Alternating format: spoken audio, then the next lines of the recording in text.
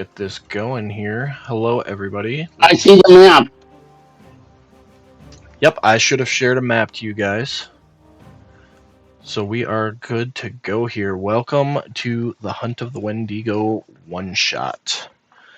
Let's go ahead and start off with introductions. That way you guys kind of know who each other are and what your characters are. And then we'll go from there. Bradley, you want to start us off? Start off with the new guy. Awesome. My name is Brad, and this is my first time in many years playing D&D. I've only played once before.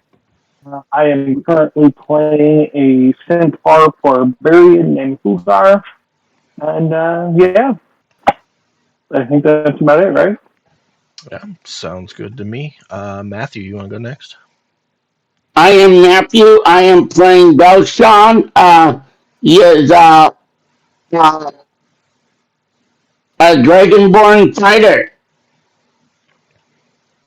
All right, Max.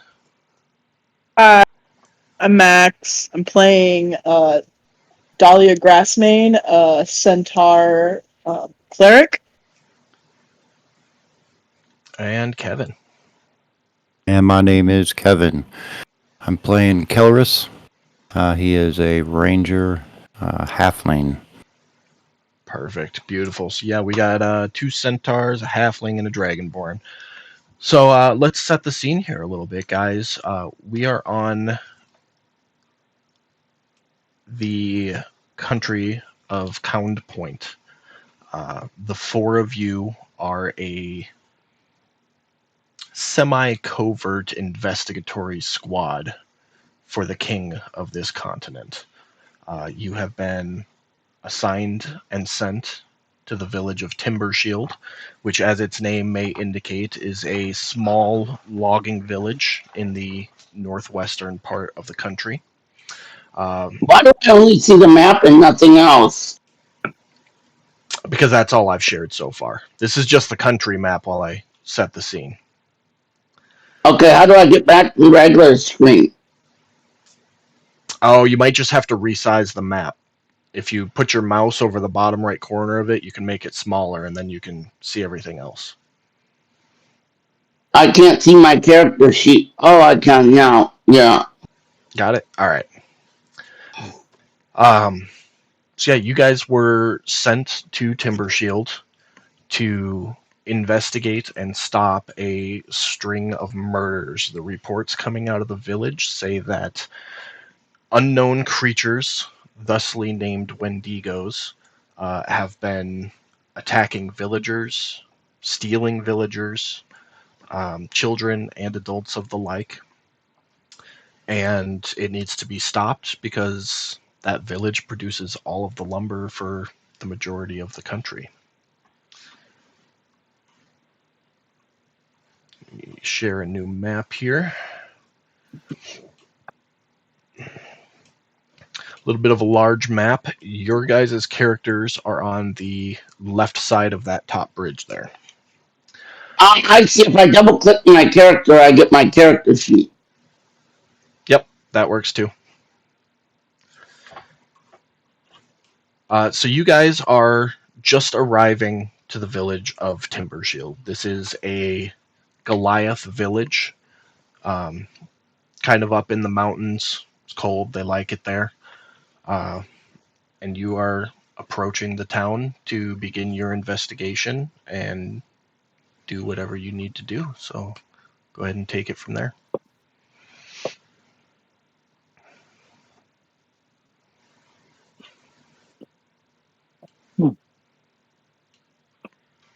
So, does it really matter, like, what we do, or what? It's your show. You were sent here to investigate a string of murders and kidnappings by monsters nobody's seen before that they started calling Wendigos. And you're just arriving to the village where these things are happening. Okay.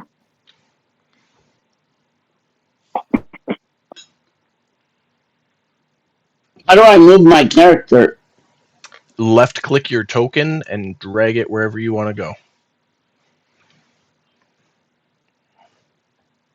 It's showing the 5 and all that. Yep, so that's the distance marker, show you how far you're moving. And then when you let go of it, I'll approve it on my end and it'll move your token. Okay. All right, got it.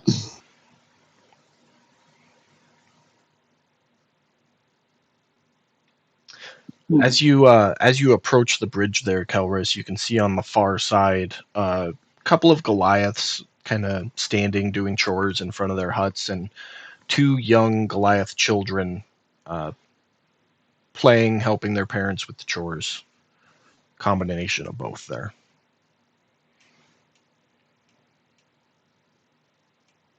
All right, I'd like to move just right up over the bridge if I can.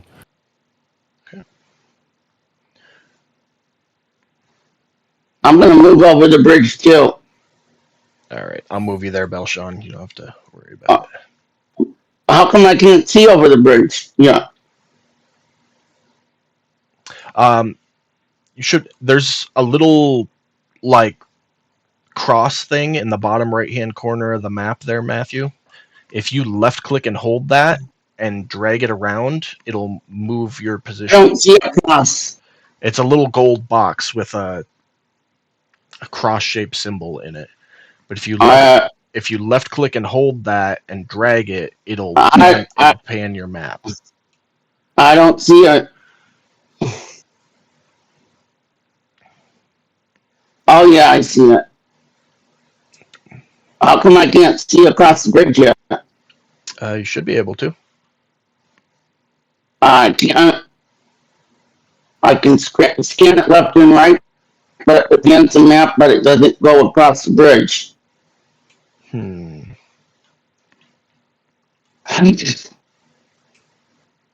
That's weird. Can everyone else see I mean, across the bridge? Yeah, I can.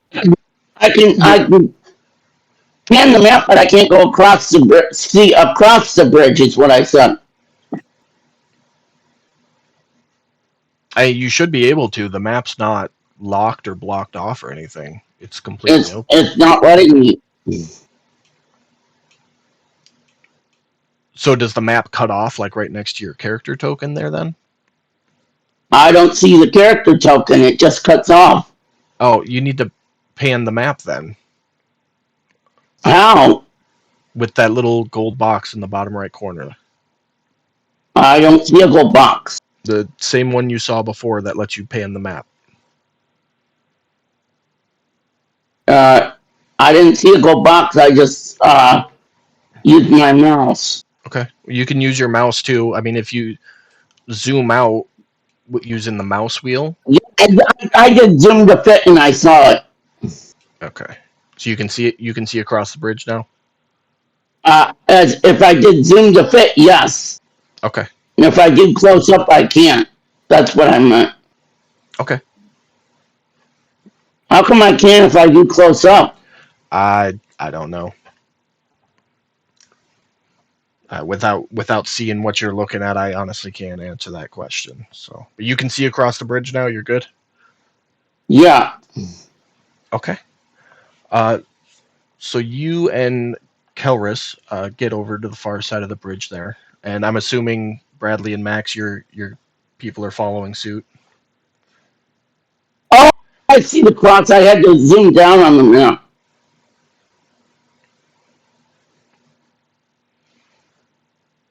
Yeah, I'm gonna follow them across the bridge. Yeah, I'll do the same. Okay. Why not? So yeah, you guys get across. I got it. Oh, I had to zoom the map. I'm stupid. So you guys all get across the bridge there, and as I mentioned before, there's a couple adult Goliaths doing chores and such, and a couple of kids. And when they finally notice you, they all kind of stop what they're doing and just stare at you.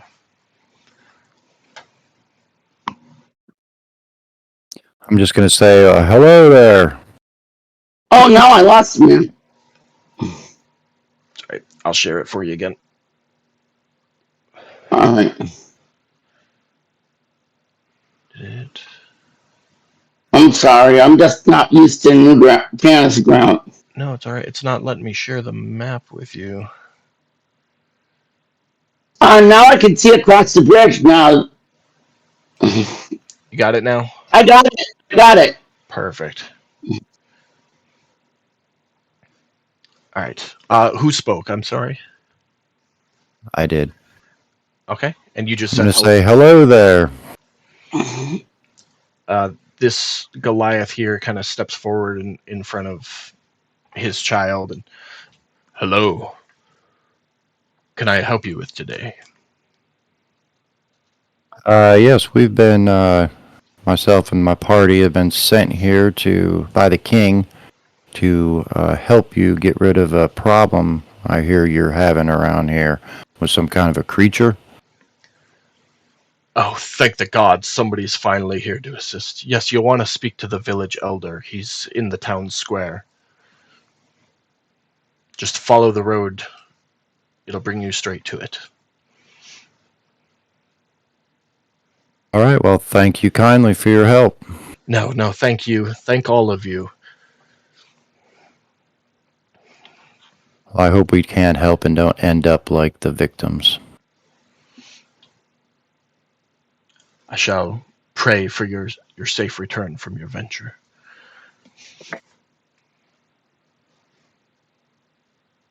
Okay, we'll carry on down the road. Go, people. He kind of steps back and watches the four of you pass through. I waved to the little kid when I walked by. He waves back. I will also wave. He just keeps waving. Super excited to see new people.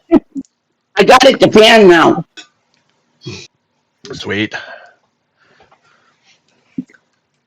So yeah, you guys all continue to the middle of the town, and I totally used the same token for the elder that I did for Hugar. My bad there. But you see a big, burly Goliath standing there in the center of town. He sees you approach and waits till you get a little closer, so he doesn't seem too anxious. But definitely, as soon as you get up next to the town, comes up to you and, are you guys? Are you here from the king's court? Are you here to help us? Yes, we're here. Help has arrived. Perfect. What do you know of our toils? We know that there's been a lot of victims. There's some creature that has been interrupting your production of lumber here. It's been quite horrid. It's been almost a month we've been dealing with this now, waiting and praying that somebody would come to aid us. We're on the cusp of needing to abandon our village altogether. It's just not safe anymore. We don't want it to come to that. Of course. Please, where are my manners? Please come with me to the tavern. I'll be happy to tell you what I know over some refreshments and give you any information I have. We'd much appreciate that. It's been a long journey. Right, so he escorts you guys to what he calls the tavern. Really, it's just a shack. There's a small table and a bench in it. This town is very, very out there, very rustic. Um, but do dish you up each a meager meal, the best they can do out here in the wilderness, and a glass of ale each, and continues to tell you the story of what's going on. The last full moon, approximately 2, maybe 3 weeks ago, was the first occurrence. There were 3 foresters that were scouting an area near the Nightstone Hollows to the east at the base of the mountains, um, looking for a new patch of timber to be harvested. The party was overdue to return and when a scouting party was sent out to retrieve them, they were only able to find one of them. He was ripped open in the abdomen, very badly hurt. They brought him back to the village, and he told the story of creatures that seemingly appeared out of the mist early in the morning and just tore through them. It was all he could do just to get away with his life. What did they look like? He wasn't able to tell anything. However, that night after they brought him back to the village, the creatures came and took him from the village. We all awoke to the screams of his wife.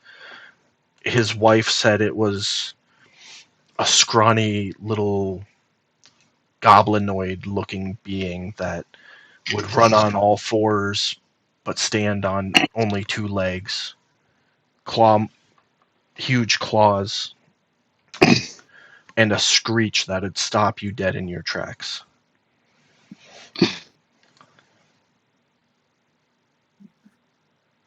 And is his wife around anywhere? Say that one more time, I'm sorry. Is his wife still around anywhere? No, unfortunately, the wife was one of the ones that were taken in the subsequent weeks to follow. They've come back almost every night since that first and taken somebody. About 4 days ago, they hit the lumber camp we had out to the east. We really didn't want to, knowing that they're out there somewhere, but we needed to get more timber or the village was going to fail. And we had to send a crew out to do some harvesting, and they took 4 just out of that camp alone.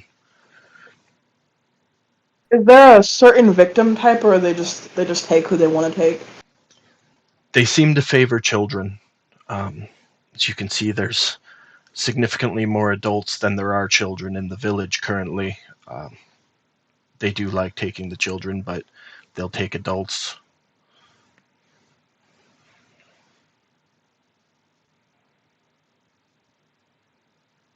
The attack 4 days ago, that was the most recent one.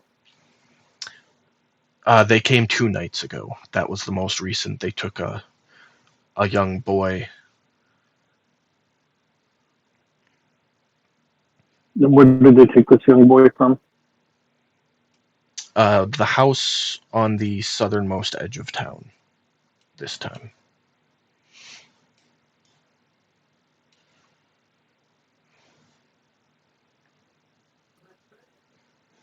You know how many there are? From our village, they've taken 7 adults and 15 children. No, I mean, how many of the creatures? Do you know how many? My apologies, I misunderstood the question. We have no idea. They come, they're quick, they're gone. Best we can tell by the sporadic reports we get from crazed witnesses, at least 6, and that's just from varying size reports. But again, the reports are coming from family members who just witnessed their child or loved one being taken, so it's not much we can do to tell how many of them there are. I understand. There's no need to apologize. I understand the state that you're in. I'm sure this is quite devastating to your whole village.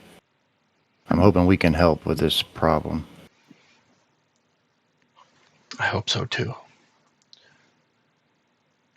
Is there anything else I can offer you in assistance?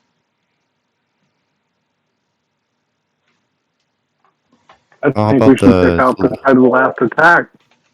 Yep, that's what I'm saying. We go look for clues. Maybe we can find a trail leading from that establishment into the woods. I can definitely assist you with that. Every trail that we've seen all head to the east, to the mountains. Best guess that we can put through is they're coming from near the Nightstone Hollow since that's where the first attack occurred. But all the tracks lead in that general direction. Of course, you're welcome to take a look at anything, see if you can find anything. I know the lumber camp that got hit is about halfway between here and there, about a day's hike through the woods. You'd be probably not a horrible idea to maybe look there. I don't know if you'll find anything though. That Nightstone Hollow, is that like another village or is that just a location?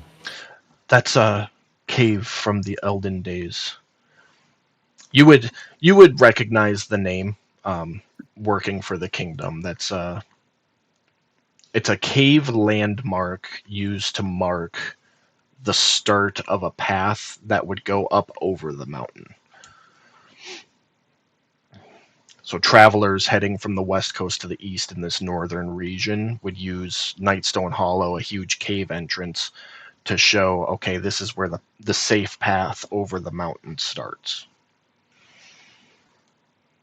It's long since been that path has long since been abandoned. Probably hasn't been used in 100 or so years since modern developments of roads and carts and such has come into play.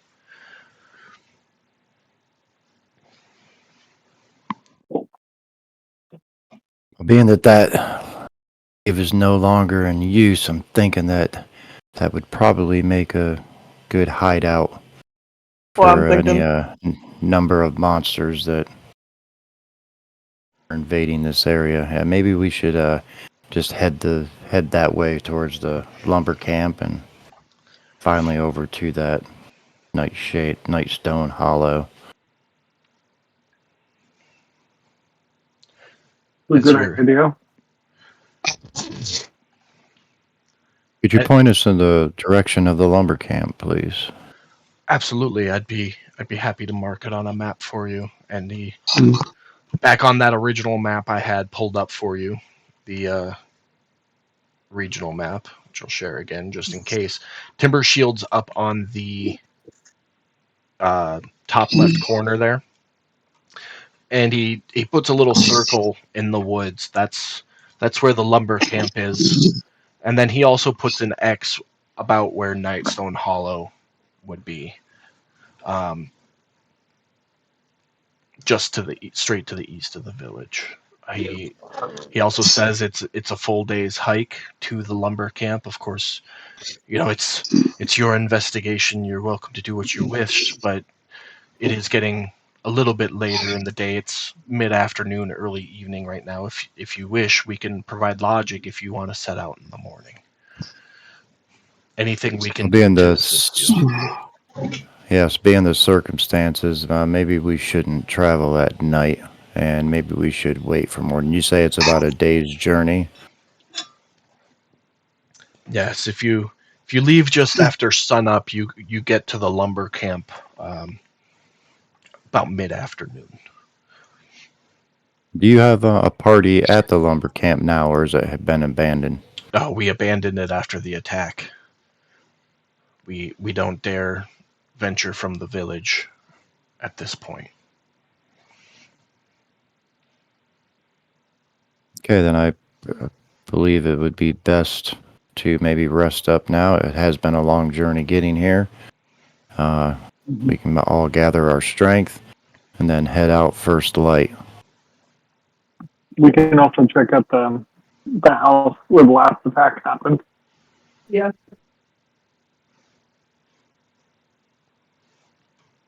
Okay. Sounds like a plan. Who all's gonna go check out that house? I shall. I'll go. Yep, I'll go. I'll go. Hello, too. Okay. Everybody, I like it. I'll put your character tokens down there. I Party. don't have another map for it, so we're gonna theater of the mind this stuff. Yeah, it takes you out of the tavern and down the road to the very southern end of town, that very last house on the road. Oh, fuck. And as you approach the home, he goes, "This is the home. It's currently abandoned.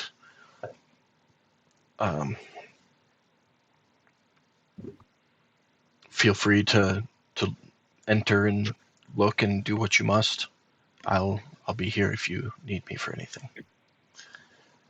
Can I look around the outside for any like footprints or any like disturbation of the ground? Yeah, so looking for tracks or anything of that nature, go ahead and give me a survival check. If you're looking at the house for any type of indication or clue there, you can make an investigation roll. Anybody who wants to make a roll, feel free.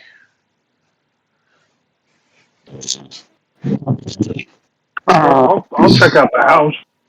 Okay. All right, where's my character sheet? Uh, wherever you put it, I don't know where it is. What do you mean? If you lost it, on the right hand side you'll see a player tab, and underneath that you see characters. You can click that and then click your character again to open your sheet back up. It just says character wizard, and my character's not on. Oh, I see it. There you Up go. there it says Belshan. I got it. All right.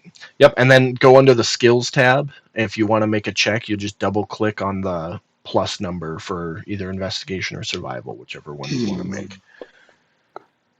Oh, shoot. Was somebody looking outside the house, or are we just And looking you at the are house? right. Yeah, so Dahlia was going to look for tracks and such on the ground. With a 15 survival rule, you definitely notice a lot of tracks through here. A lot of it is foot traffic from what you assume is the village. Either What did I roll?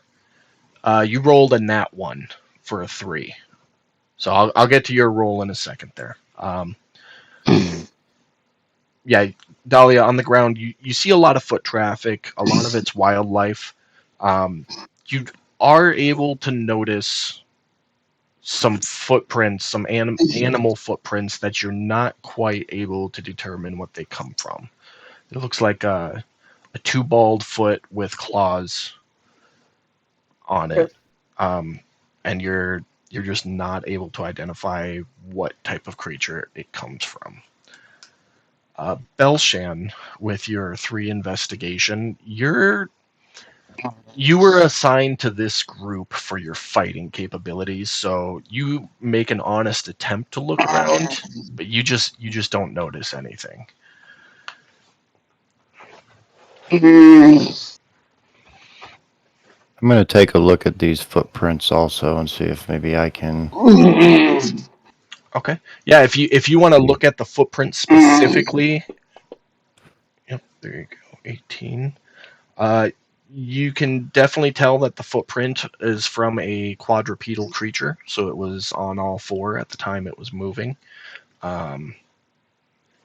Not super large or heavy, like the report said, probably about the size of a goblin. You're not able to pinpoint exactly what kind of creature it is, though. Can I tell how many there were in the party? You can pick up 2 different sets of tracks coming to and from this residence. Did they head out southeast down this path more into the woods, or did they just kind of cut straight across east into the woods? They went straight east. Out the house, across the road, and into the trees. Can I check the exterior of the house to see if there's any damage to, say, windows or doors or anything like that? Yeah, go ahead and make an investigation check. Right? Money. So you walk in the front door of the residence, and the first thing you notice is that the house is in shambles. I mean, it's a small shed-like cottage, single room. The table's been kicked over, the chairs have been knocked over. There's definitely a struggle of some sort in here. As you begin walking around the room and looking, you notice tear marks in the blankets that were presumably on the bed. Now they're just lying on the floor. And claw marks on the wall as well. up the wall, rather, not just on the wall, indicating that whatever creature those claws belong to climbed up the wall. Is there any blood or anything like that around? Nothing massive. It's not like somebody got stabbed and bled out in here. There are drops and traces of blood, like what you'd see if you nicked your finger while you're cutting the Thanksgiving turkey. A few drops here and there, but nothing significant.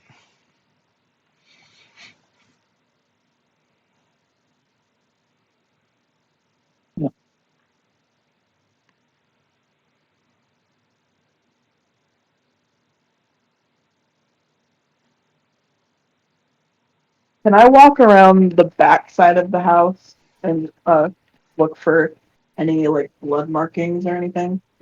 Yeah, so that you would have done that with your first roll there, so I won't make you roll again. You don't see any blood or anything.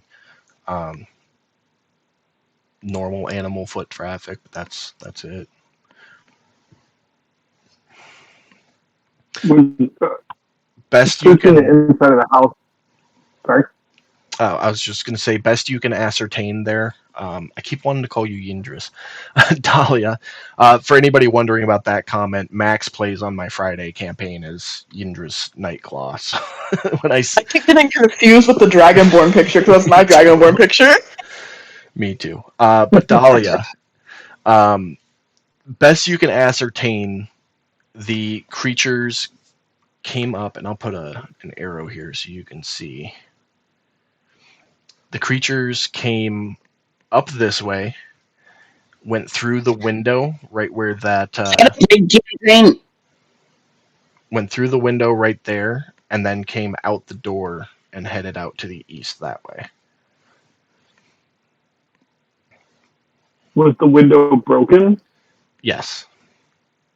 I mean, there's no glass window. It's just wooden shutters, but you can definitely tell that the shutters were pried open. They're still attached, but the latch on them is broken.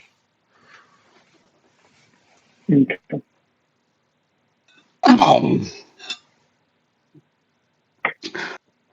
What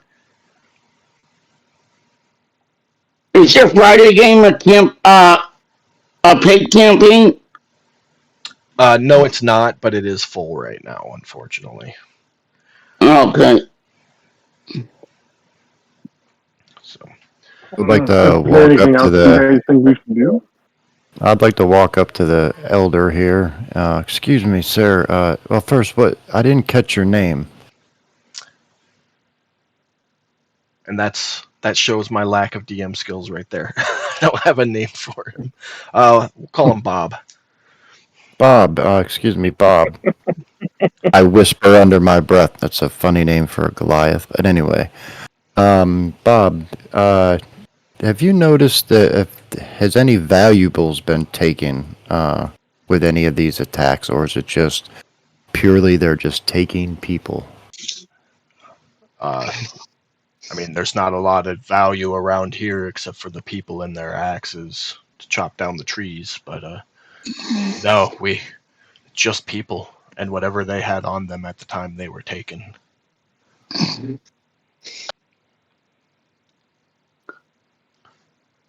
All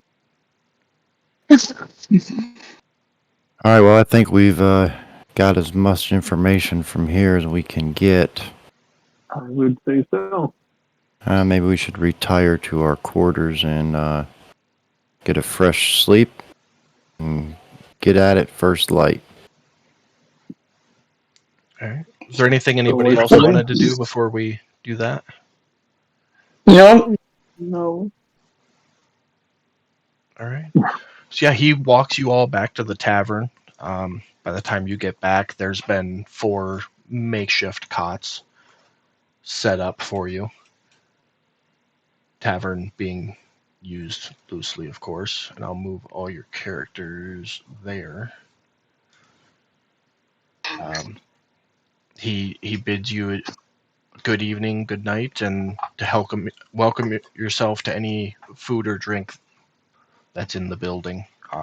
Cursory glance around. There's some jerky and some bread. A bowl of each, as well as a barrel of ale. So you guys could eat or drink your fill that evening, as your characters would see fit. Anything else you guys want to do before you turn in for the night? Or discuss amongst yourselves anything before the next morning kicks off? I think our plan was to head to what was that place called again? Nightstone I think Hall, we're gonna head to the lumber camp. the lumber camp. Okay. Yes, Stone Hollow, right? Or is that Stone Hollow or the lumber camp? The lumber camp is Oh, a we're day's hike, and then Nightstone Hollow is another day after that. the lumber camp is on the way. We'll come to there first, and then we can probably look around.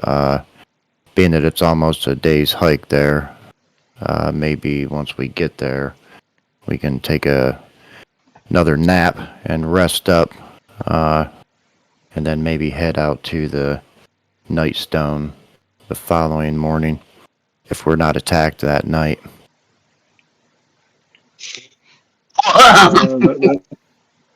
That works for me.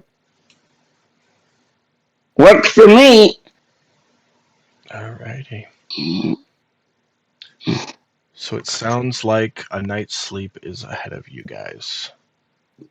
If we don't get attacked. You all lay you down on the makeshift beds that were prepared for you, and eventually you all ponder off into sleep. Get a good rest in as best you can under the situation. At one point through the night, you are all awoken to a loud scream coming from the north end of the village.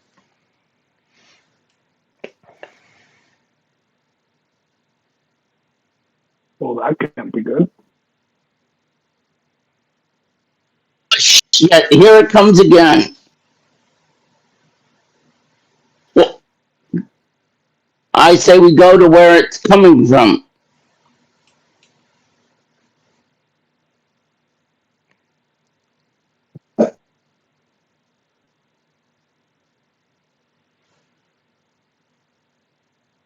Is that Oh, everybody on board with that plan, or Yep. Yes. What was that? What was that noise? Let's go investigate this. It sounds like there could be trouble now. Absolutely. you all step out of the front of the tavern, and you can see the elder. It is nighttime now, of course, but you can all see the elder off to the right there as you exit the tavern, and he hollers at you, "I heard it too! It came from over here!" and takes off up the path. Following them. right.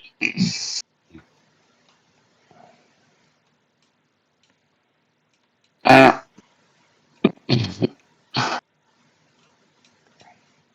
what was it? Let's go. Let's make haste. All right. Oh So no. you all My character sheet open. you all take off after him, fast for an old dude. By the time you get up to him, he is standing in the middle of the road with a Goliath in his arms. He's holding him and trying to comfort him. This male Goliath is sobbing uncontrollably into the elder's shoulder. The elder looks over his shoulder back at you, and his child was just taken. We'll just What take the it. hell? Let's get at her. Let's get at her. What way did they go? Where's it at? The father Goliath looks up from the elder and just points a finger into the woods in this direction. I mean, what do you guys think? I say pitter patter, get at her. You just heading. took him. Let's go. Let's do it. We see any tracks? Make a perception check. If you don't have dark vision, make it at disadvantage. I don't think any of you have dark vision, actually. Are we all taking a perception check? I would say yeah. First jumping into the woods there, I would assume that that's the first thing you're all going to do is try and figure out where you need to go. So I just need everybody to make a perception check at disadvantage. How do you do it with disadvantage? You just roll it twice and take the smaller of the two numbers. Shit, I'm Smaller. Are you fucking kidding me?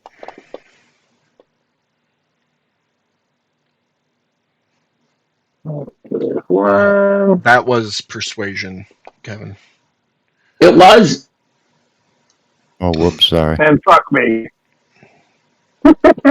Dude, I went from a nat 20 to a nat 1. Are you fucking kidding me? All right, Belshan and Kelris, I need you both to roll one more time because we're at disadvantage here. There we go. There's Kelris. And there's Belshan. All right. Well, So I guess the cookie crumbled. Kelris and Belshan, you guys are able to see the tracks come out of the residence and start running into the woods. You make it maybe 20, 30 feet into the trees, and just the dampness of the morning dew starting to settle makes the ground so rough and squishy in every direction that you lose the trail completely.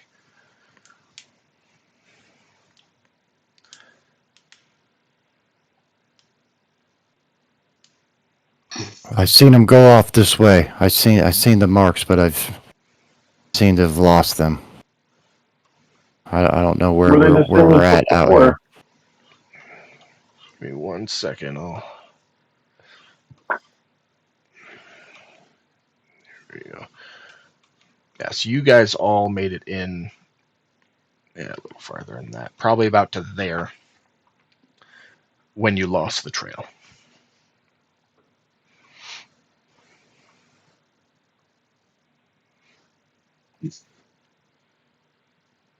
I can't seem to find the trail, and I'm not too comfortable about wandering around these woods, especially at dark, when I'm very unfamiliar with this territory.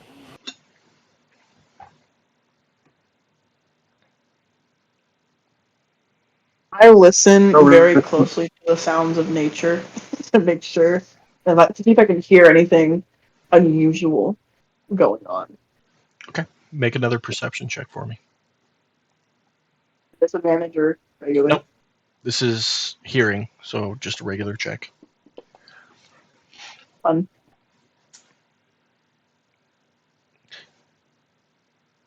You notice a lack of nature sounds. Like, usually when you walk through the woods at night, you can hear crickets and the night critters scampering around and things like that. There seems to be a real absence of those noises in your immediate general vicinity. You can hear like distant off natural night noises, but near you there's just nothing.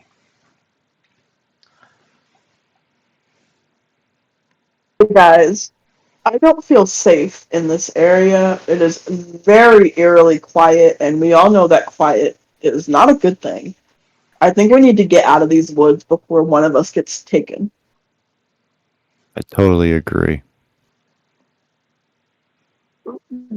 Real quick, does the ability of danger sense, does that apply in this aspect or no? That is a good question, and I'm not super familiar with that. So give me 1 second. Uncanny sense when things nearby aren't as they should be, give you an edge. Away from danger. Advantage on dex saving throws against effects you see, such as traps. No, that wouldn't apply here. So what that does is it gives you advantage on dex saving throws against traps and spells that are meant to surprise you. Gotcha. Okay. So I take that back. It actually does apply. There's just nothing going on that allows an interaction. Gotcha. Well, what do you guys want to do? I mean, Dolly makes a good point. We should probably get out of here before one of us gets taken. Yes, What do again, you I guys think? agree. Well, let's back up. Then, if we can't see anything, let's find our way back. Hey, you guys make it back out the way you came just fine. You get back out to the road. The elder is still trying to comfort the father of the young boy who was taken. I'm sorry we had lost the tracks.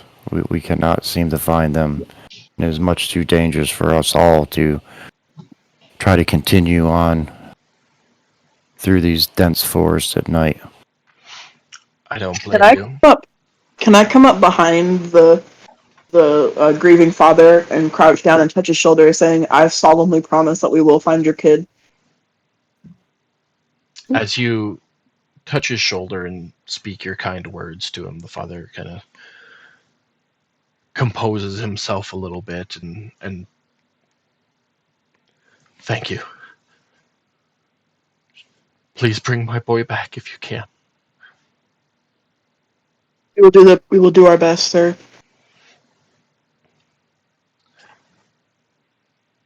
Hmm. Who else said something? Was it Kevin? Can I ask the father what his child's name was? His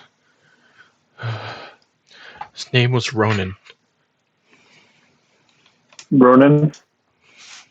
Yeah, Ronan. First thing, go since we're right next to the forest, I'm gonna yell Ronan's name into the forest to see if anything responds. You yell as loud as you can into the trees. Wait a moment, listening intently. No noise comes back to you.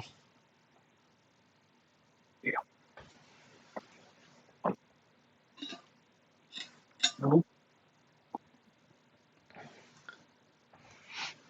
The only thing we can do is try to pick the tracks up in the morning. We can't see shit in the forest right now, right? Yeah, I mean it's dark. There's a little bit of moonlight, but not enough for you to, especially in the woods, not enough for you to be able to see and navigate with. I mean, yeah, So maybe offer to have you guys want to offer to have the father stay with us for the night in case they decide they want to come back. We can totally do that. Everybody else agree with that? I'm okay with Yeah, it. Okay. Then we would like to offer the father stay with us or us stay with him, whichever he feels comfortable with for the evening to he help ensure that, this thing doesn't come back or whatever it is doesn't come back. he's very appreciative of the offer and how compassionate all of you are under the circumstances, but he's going to stay across the road at his sister's house for the evening so that you can get the best rest possible before you set out in the morning.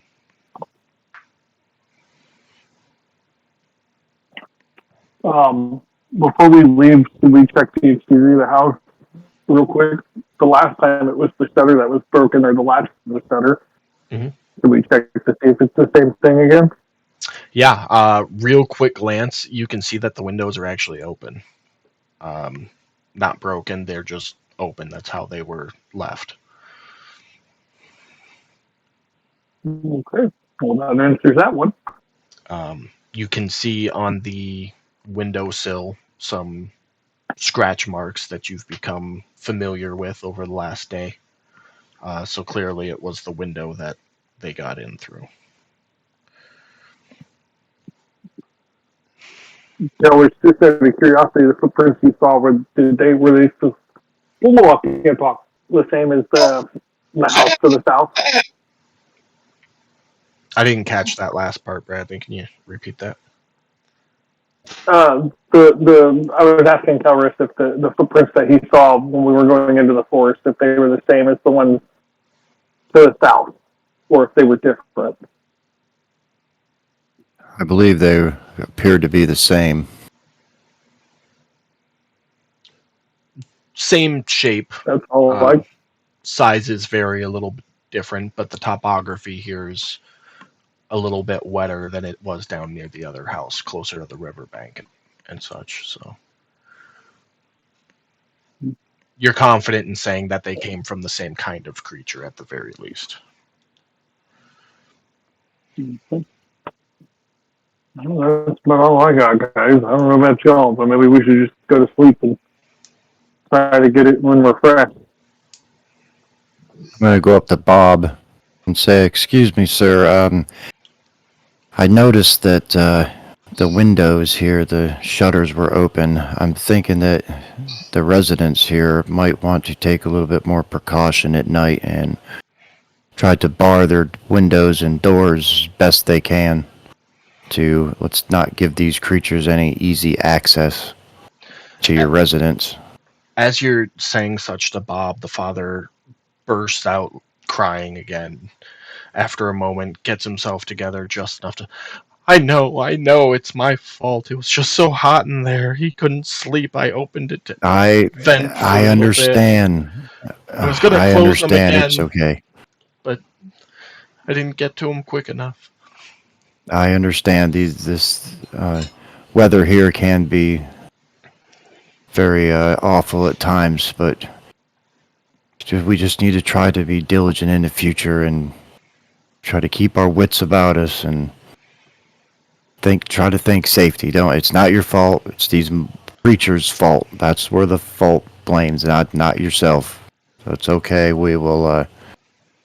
Hopefully, we'll be able to take care of this shortly, and you can once again go back to having your windows and doors open and enjoying this beautiful country. Bob turns to you, and I think it's best I get him to his sister's for the night. Good evening to the rest of you, whatever.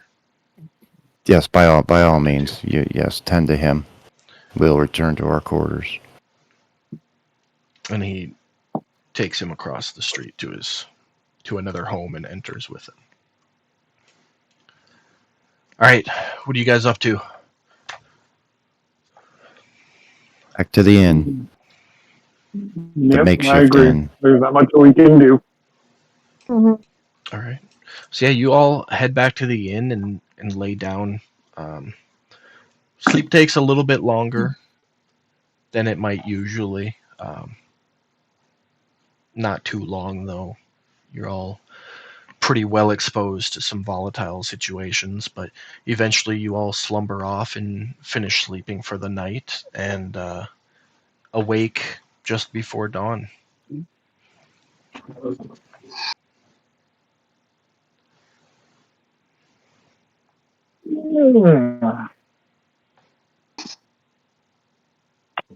don't know about you guys, but I'm a little stiff from laying on those beds. I sleep on hay for a living, so anything's more comfortable than that. Well, I suppose that's true.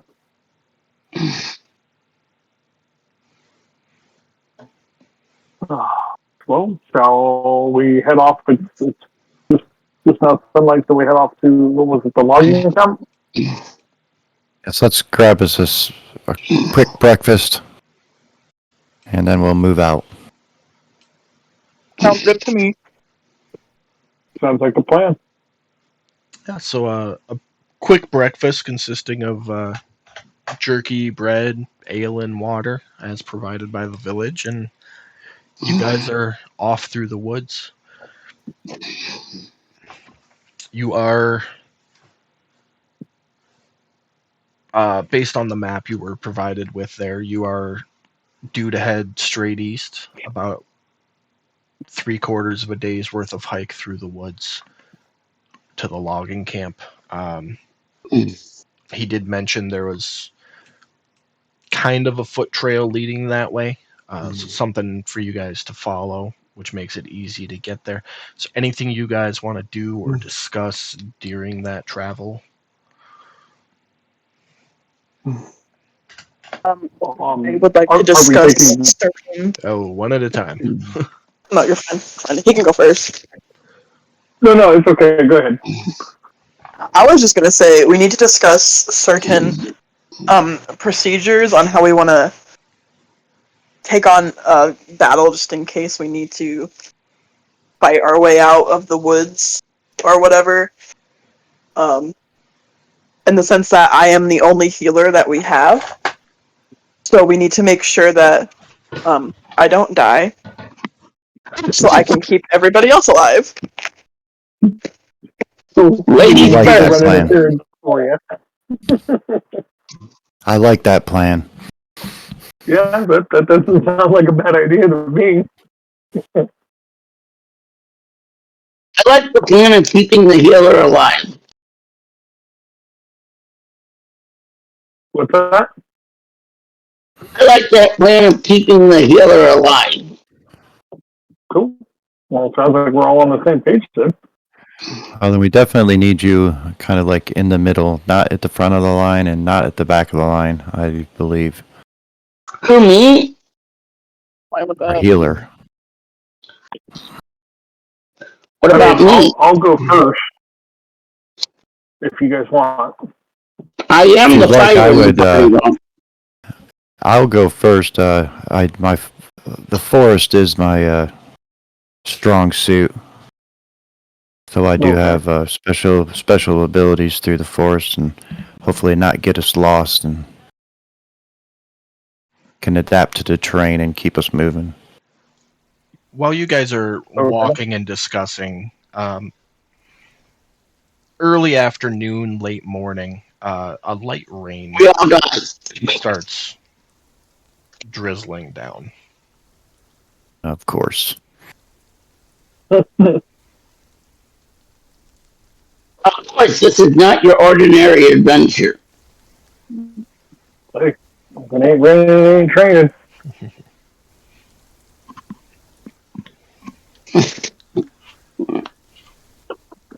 All right. So, okay. So we'll have Calvus go first. Then do we want to have Elston go next after that, followed by Thalia, and I'll bring up the rear, or how do we want to do that?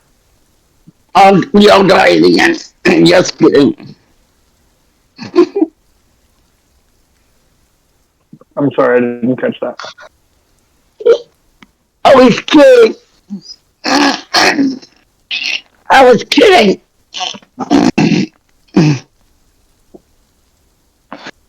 Okay. I agree.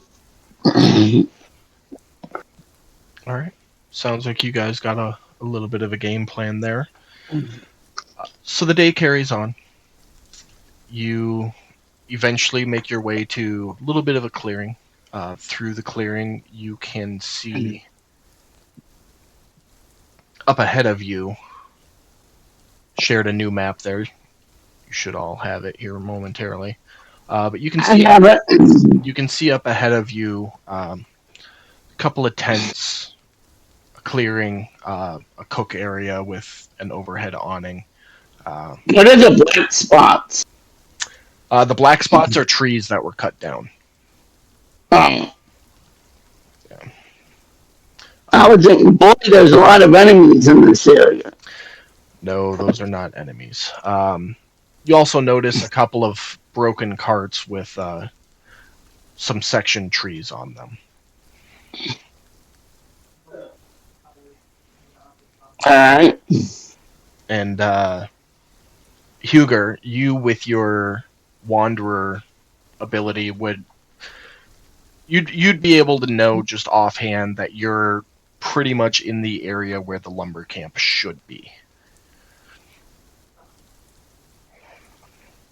Well, guys, I think we've stumbled upon this camp that we were looking for.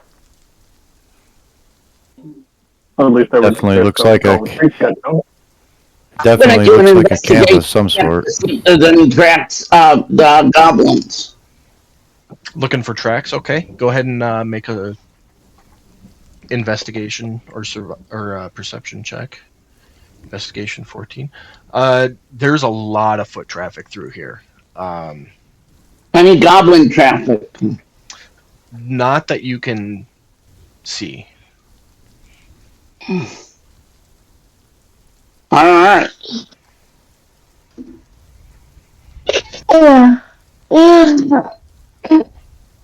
I think we should approach this camp quietly and keep our wits about us and look around to see if we see anything moving or. I think our plan is kill anything that moves. Anything Is it, that moves, because there could be innocent people here. can any of us move silently throughout at least the outskirts of the camp and see if there's anything inside the camp or any movement of some sort? So anybody who wants to move silently can go ahead and give me a stealth Well, check. If you just want to look from where you're at and see if you get anything, you can give me a perception check. what did I roll for stealth? You rolled an 8. That's not going to help, is it? Not going to be very stealthy, no. Okay, you said perception from where we're at. Yeah, Kelris, you get to re-roll that because of your halfling luck Yep. trait. I was getting ready to ask you that. Yep. Perception 6, perception 8. Minor crits. 13's definitely much I don't better. think You still make standard noises as you walk through the brush and not, but you do your best to mitigate it and Do they hear us? not I distinct. mean, are there any enemies that hear us? Not that any of you can see.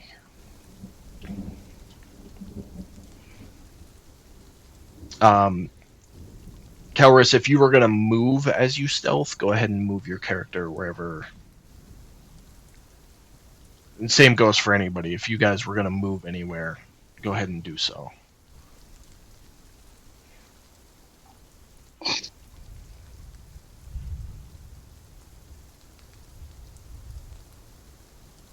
I'll be right back. You can continue on, though. Okay.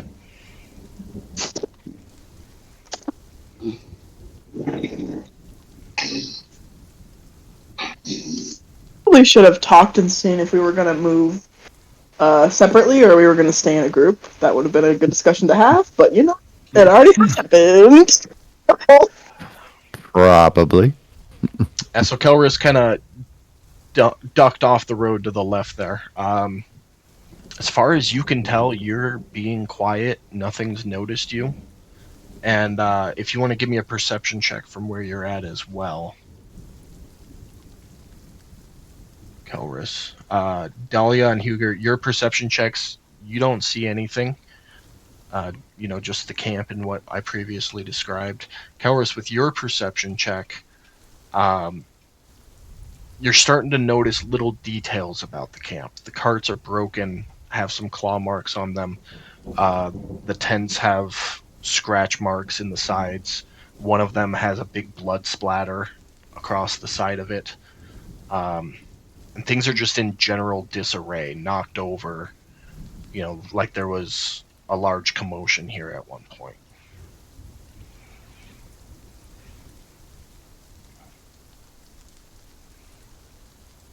Am I able to? I'm sorry, I had to step off and use the restroom. Am I able to move Yeah. forward a little bit?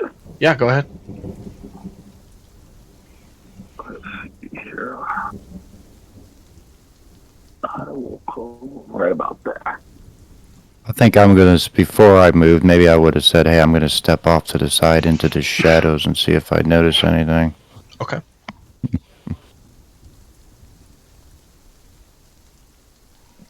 If you need help, don't forget to scream really loud.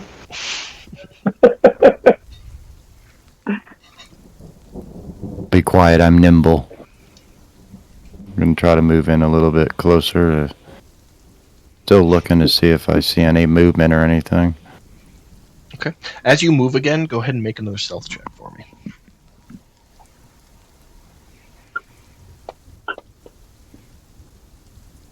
Okay, not bad. You're still, doing your absolute best to mitigate secondary noises from moving through the woods and whatnot. And um, to the best of your knowledge, you're being stealthy. You get a little bit closer and look into the camp. You don't notice anything new as you approach that you haven't already noticed. Um, and you definitely can't see if there's any other being or creature here.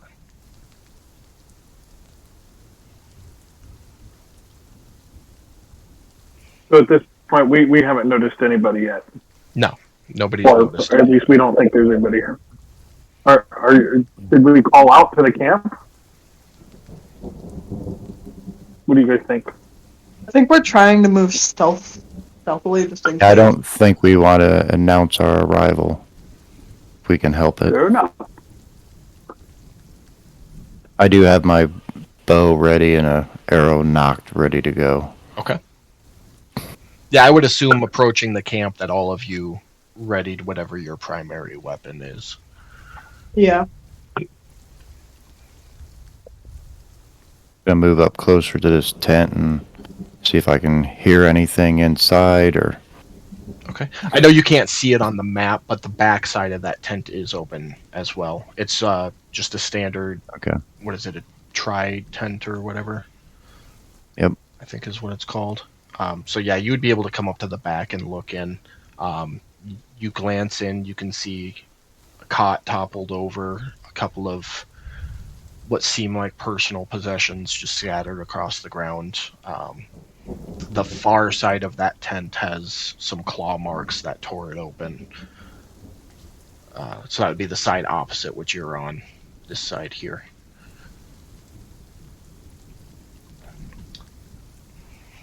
Other than that, All right. nothing really sticks out. All right, then I'm gonna start moving back this way and towards this way the party's moving. Okay. Are you still moving stealthily? Of course. Okay, go ahead and give me another roll. Who doesn't have any.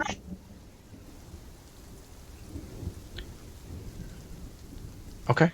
You're still doing good moving through there.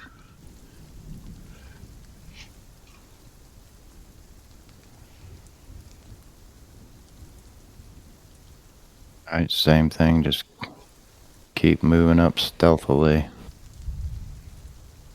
Yeah, you're moving on the inner side of the riverbank there as everybody else kind of moves along the outside. Not seeing any changes or any differences. Right, I'm going to sick break with my mom.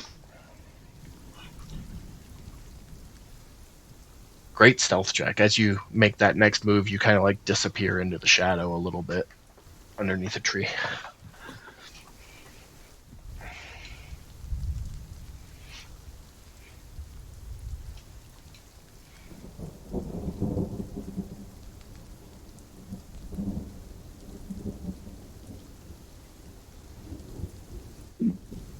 I'm gonna kind of motion to anybody to my party there as far as like you seeing anything and kind of like with my arms up anything.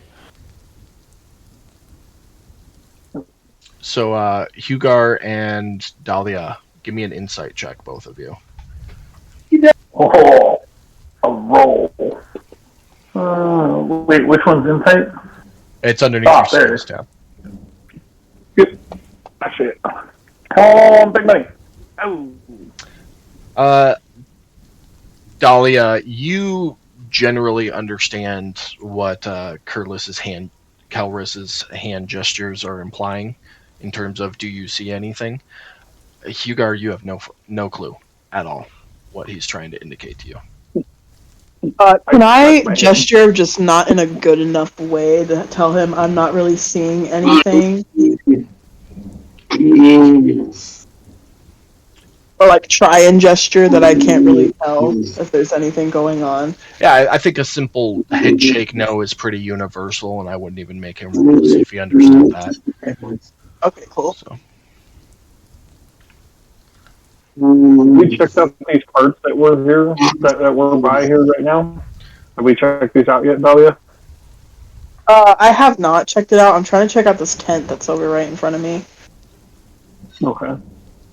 Can I check out the cart that I'm next to right here just to see if there's uh, any leftover evidence of anything? Because I remember, I think if I remember correctly, there was some damage to the carts. If not, I could be wrong, but basically just check to see if there's any evidence or if there's anything under the cart. Yeah, you and Dahlia can both give me an investigation check. Yeah. I'm gonna stay hidden over here in the woods and just kind of look out, just to make sure nothing's coming out towards them. Perfect. So yeah, you check out that cart. There's nothing hidden under, behind, around it. It's pretty standard wood cart. There's a couple crates on it with baskets of rotten vegetables and such, vegetables and fruits. Best you can tell, this was the cart that they brought in to bring supplies to the camp. The cart is covered in some of those claw marks that you've become familiar with. And that's really just about it. Dahlia, as you check out that tent, it's really nothing special about it. Couple of claw marks. It looks like a storage tent, like where they'd keep their lumbering supplies as well as maybe some dry goods stores.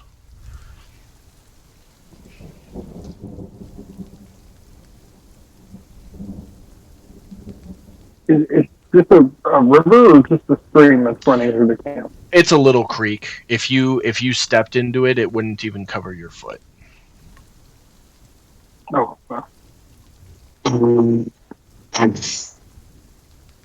I think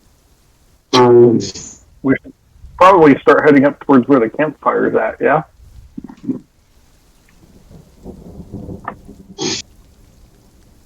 Yeah, probably. I will move. Let's see, right there by that rock pile. So that rock pile you are standing next to is maybe a foot and a half tall. It's a general incline. So you guys are at the low point right now, and it's upwards get to here. Maybe only like a 10-foot elevation, not enough that you can't see up there, but it is a slight incline. Since Huger and I are centaurs, can we just like step over the little tiny walls? Even if you weren't a centaur, it wouldn't be an issue at all for you to get up there. I was just setting the scene and letting you know that it's a slight incline up to those two tents there. Check and make sure I didn't need to roll an acrobatics check or whatever. No. It's not gonna like cost you climb speed or anything to get up there. It's just a slight grade is all.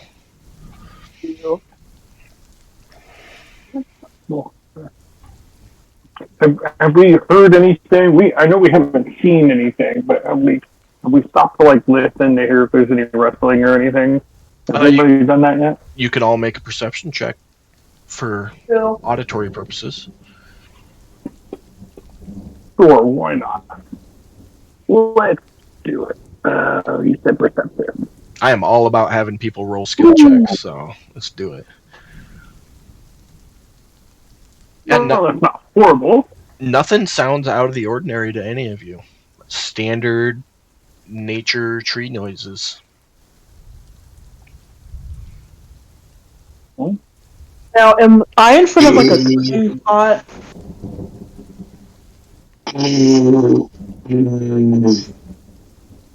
What was that, Matthew?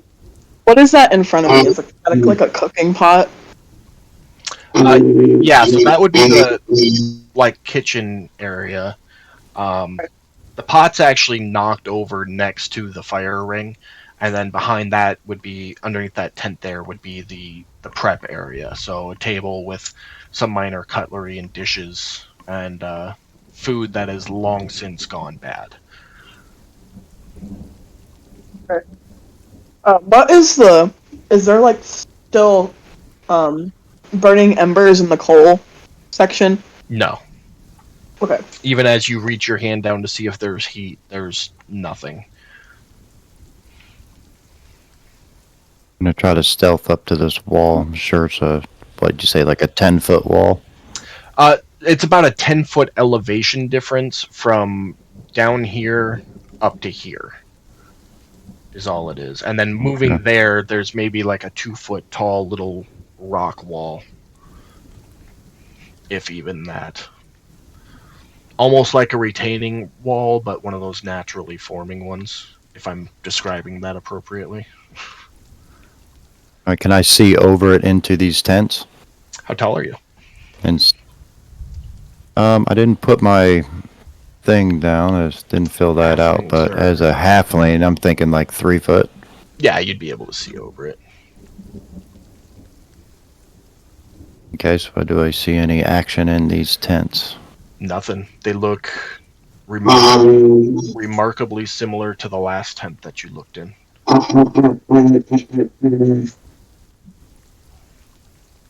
And not All right, identical, I'm gonna. but general disarray, tears in the side of the tent. And this side right here of this tent is where you saw that the blood splatter, which would be indicative on the inside of that tent as well.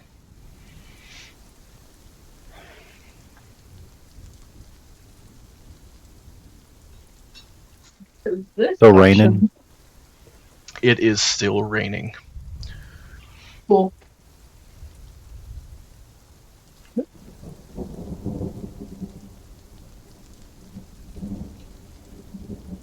All right, well, I'm gonna go in this little tent here to get out of the rain.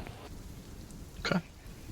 Kind of shake the rain off my hair and off my shoulders, and When I say it's raining, I mean it's barely drizzling. You'd have to stay outside for a couple of hours to get soaked. So it's pretty quick. enough.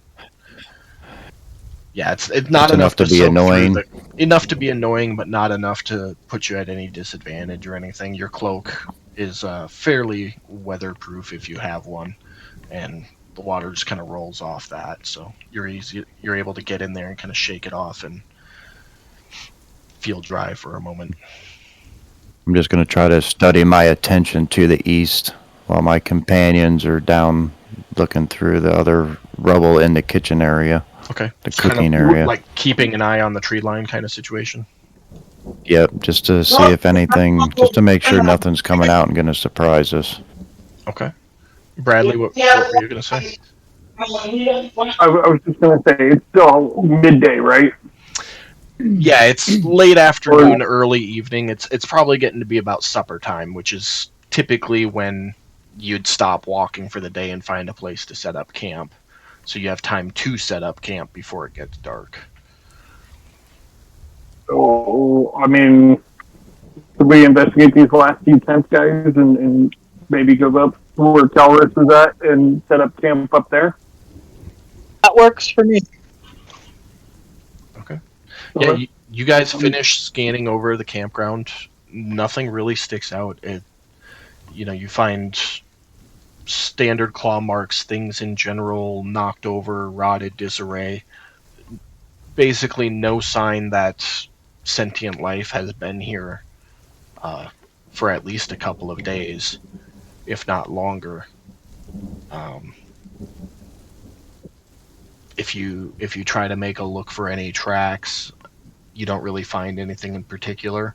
There's some old clawed tracks like what you've been seeing, but they look older, a couple of days at least.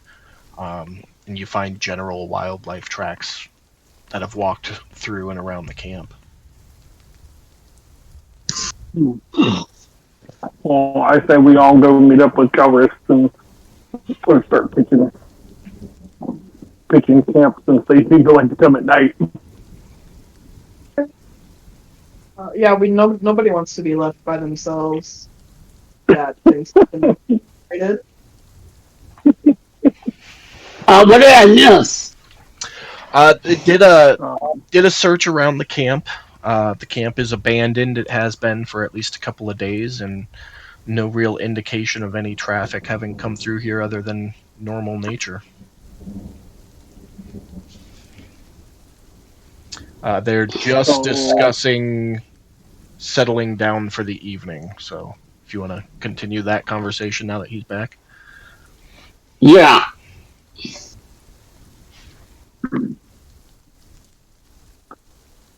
So we're gonna set up camp here. Shall I start us the fire over here and get that going?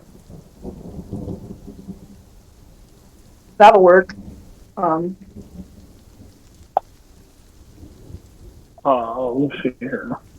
Is there any like I don't remember up on this portion. Do we have any broken down carts or anything that we might be able to use with some lumber?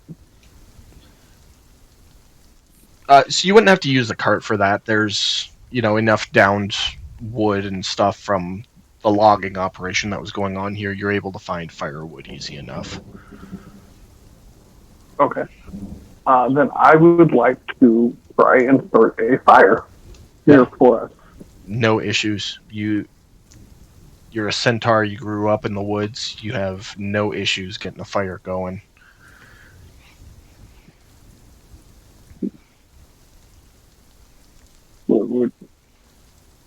Did we fix dinners? Did we go to bed? What do you guys think? We've been kind of traveling all day. Yeah, we need to get some rest. Tonight? Get some rest. Well, I say if we're gonna get some rest, then we should take turns sleeping. I agree. Especially since they've already attacked this place. Oh, we definitely need somebody to keep an eye out throughout the night, if not take shifts. I think taking shifts is the best opportunity for us, so that we can all get a moderate amount of rest, so that not one person is just. Are we gonna get attacked? Yeah, I hope we don't get attacked. If we take maybe a 2-hour shift, I think that'll give everyone an opportunity to get a good night rest. I would agree. Okay. So what watch order do you guys want to go in? How do you want to do it? I can go first. Oh, he can go first. I'll go next. Okay, so Kelris first. I don't care what order I'm in. Alright. We'll put Belshon third. And Hugar last. Good old fire guard, right? Oh, I remember those days. Side note there, me and Bradley were in the army together. So that's how we know each other. Thus the fire guard Well, comes. thank you for your service, gentlemen. You're welcome. All right. So you all, spend the afternoon, evening getting the fire going, eating your meal, looking around the camp, not finding anything of note in particular. Are you guys in the army for real? 100%. So, evening comes around, and it's time to bunker in. Kelris, you're on first watch. You said 2-hour shifts are what you guys are doing? I think that's adequate for each to get a full night rest. Okay, perfect. Go ahead and give me 2 perception checks, 1 for each hour. All right, and doing that, I'm going to be kind of over in this area. Yeah. Kind of yeah, probably. Go ahead and move your tokens wherever you're going to be for sleep or watch. We'll start with sleep for the other 3 of you. Me too. Yep, everybody. What do I All roll? right, so what did you want? Perception? Yeah, so it's going to be perception for the watch. Right now, Matthew, just move your character wherever you want to sleep for the night. I accidentally exited out of that map. Oh, all right. There you go. Delia, I'll sleep on the backside so they don't sneak up in the night. Please, let's go. I'm just imagining 2 centaurs through this tent that's maybe only like 5 feet tall. Look, it's like a blanket, okay? It's an oversized blanket. Don't judge us. Exactly. Exactly. No worries. All right, Kelris, go ahead and give me that first perception check. Okay, and the second one. Don't roll perception yet. Do I? No, not yet, Matthew.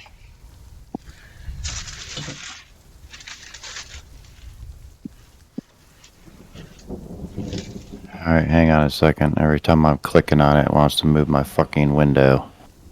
I was having that issue earlier. Yeah, it gets a Jesus. little tricky sometimes. Okay. Your watch goes I've off, been, no issues. You sit there and keep an eye on the fire and keep an eye and an ear out, and nothing seems out of the usual. Okay, I'm gonna go wake up Dahlia, nudge her, and say, it's your turn for watch, and please try to stay close. Don't wander too far. Make sure you're close enough that in case anything does happen, remember, we depend on you. You got it, buddy. I'm gonna move. I'm gonna chill over here. Okay.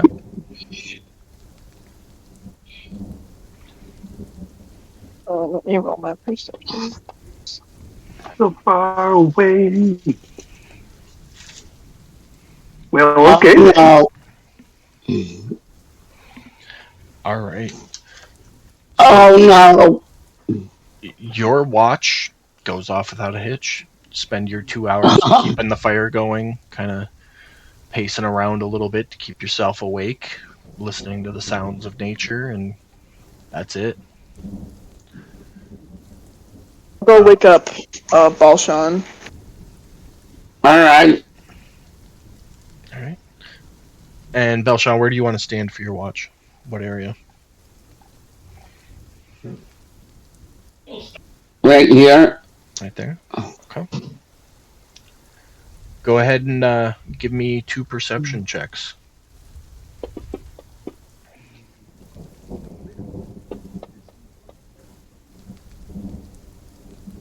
All right.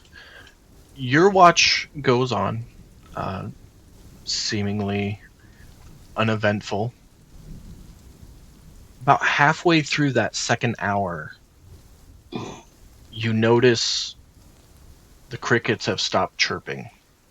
Oh shit. And that's all you notice at this point.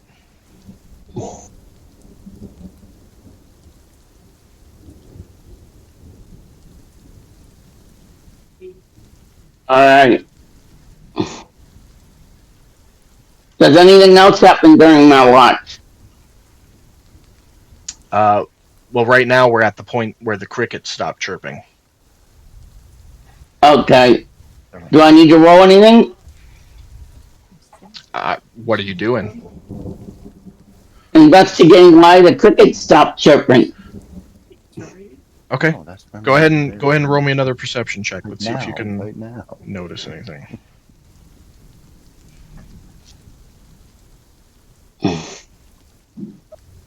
Am I gonna get attacked? I don't know.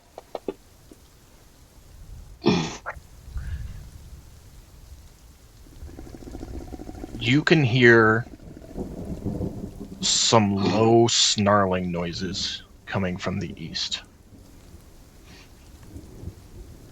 Oh god. Are they coming towards us?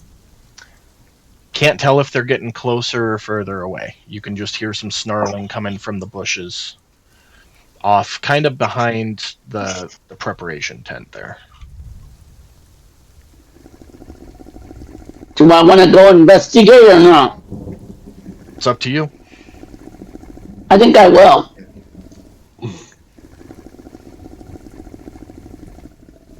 Okay. Where are you going to move to? The bush that you said. So as you just step out of Oh no. that area, Come on. you hear a screech come from the south. And you glance over, and just in the pale light, you can see a monstrosity or two by the cooking area.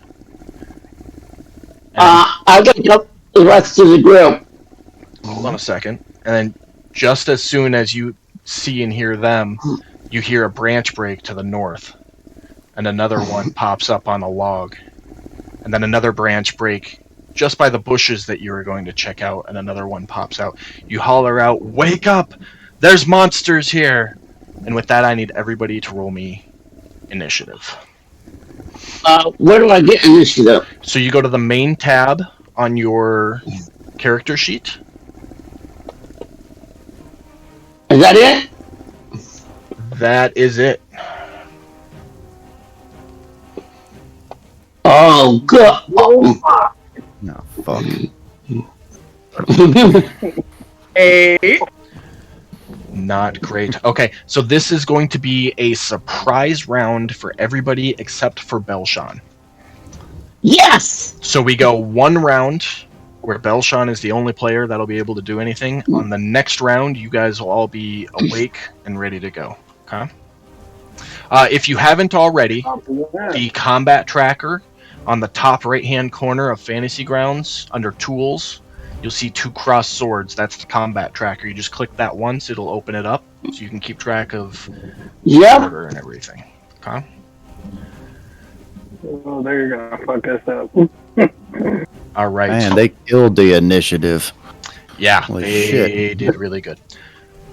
So this first monstrosity is going to take a run at you, Belshan, Oh no. and pounce at you. And what? It's going to pounce at you. I got 18 armor class. So Miss. the pounce is actually a strength check, and you rolled a 21 on that. So he runs and leaps at you, and you just like football block, put an arm out, and he plops down on the ground right next to you. Nope. I'm like, nope. Next up is Monstrosity 3. Circles up this way, kind of surrounding you. Monstrosity 2 runs in, and they get 2 attacks. So he's going to claw at you first. Nope. 19 is going to hit. Ah. Rolled a 12 with a +7 modifier. So that's 7 damage there, and then a bite attack. I'm at 7 hit points. No, that's how much damage he did. So the bite attack, 25, is going to hit you as well. That's another 9 damage. So far you've taken 16 damage. Next up then is Monstrosity 4. It's going to come in I need healing. over to the campsite as well. And with that, Belshan, it is your turn. I am going to return the favor and attack the ones that attacked me. Okay. And the damage. Just with your greatsword? Yes. Okay. Are you putting both your swings on it? Yeah. How do I attack it? Okay. I'm dropping it for you here, but you'll go to your Actions tab, and you click and drag the +6 next to Greatsword onto the monster's token. I rolled both of them for you this time. The first one missed, the second one hit. It's going to do 7 damage to it there. Alright. And I have action surge I'm going to use. Yeah. So between now and your next turn, just take a look at that Actions tab, and kind of see action surge I said. Yep, perfect. Kelris, Hugar, and Dahlia, you are all getting up, responding to the alarm, and getting ready to go to work for that round. We jump back up to the top. I'm going to need... I have a potion of healing, too. Yep. So I homebrew a house rule where potions of healing can be used as a bonus action. Standard potions of healing can. So if you wanted to use that on your turn there, one of those, you could. I didn't know that. Yep. Well, I'll back things up a little bit to where it's still your turn here. If you wanted to use one, say so, and I'll drop it on you. Yeah, I want to use one. Okay. Yes, you take your 2 swings. First one missing, second one hitting, and then quickly pulling out that healing potion and chugging it down, getting 7 hit points back. All right. We only have one, right? You have 3 total, so you have 2 left. All right. All right. So with that, we are back around to the top of the order. He is going to attack you and hit with his claws. That's 6. That's all he's doing that turn. Monstrosity 3 is going to come over here. Is that me? No, it's the creature's turn right now. Oh. Is he attacking me? No, he's over by the tents. Oh. They're not attacking me. He is going to come over here and let out a shriek. And with that shriek, Kelris, Hugar, and Dahlia, you all made a wisdom saving throw. All 3 of you succeeded, so nothing happened that round. Let's go. Monstrosity 2 has a bite for Belshan, which hits.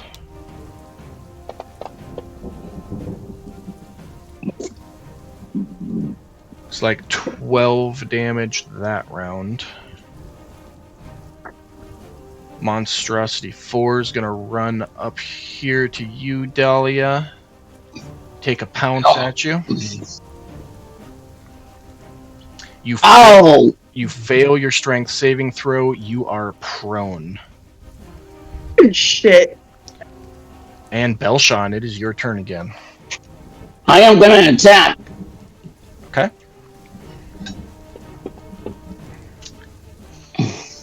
Perfect. Give me 1 second. Which one were you attacking? The same one? Yep. All right, that will hit. Go ahead and drag that damage onto the creature's token. How do I do that?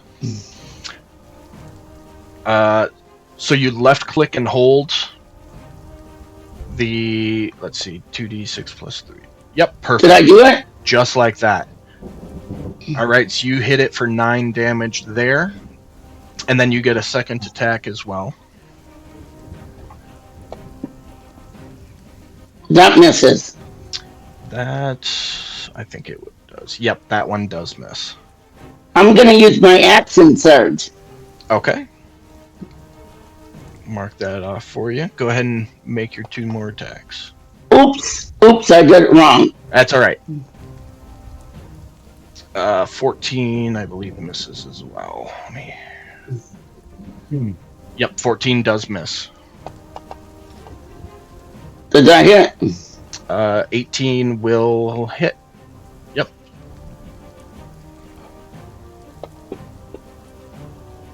Ten damage.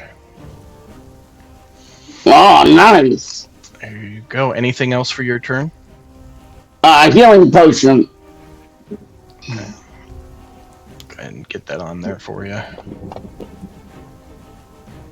There you go. Got yourself 5 points back that time. I'm almost back to full health. All right. Anything else for your turn? No. All right. Kelris. right, well, he's gonna pop up, clear his eyes, see some strange creature coming towards him. First thing, I'm gonna bonus action and put Hunter's Mark on that creature. Okay. If you guys zoom in on those creature tokens, you can kind of see what they look like. I don't have a picture of them I can share, unfortunately. Right, so after that, now I'm going to take my bow and take 2 shots at him. Are these the Wendigos? Or don't we know? You don't know at this point. These are just They resemble the description you were given of what's been stealing people, but you're not sure exactly what they are. So, to the best of your knowledge, they are Wendigos. All right, looks like that first attack you are going to hit with a 29.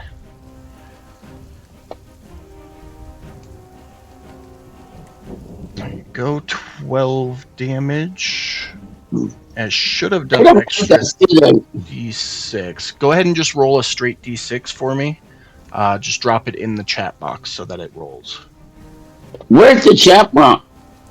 It should be on the left side of your screen there. Ah, yeah, I see it.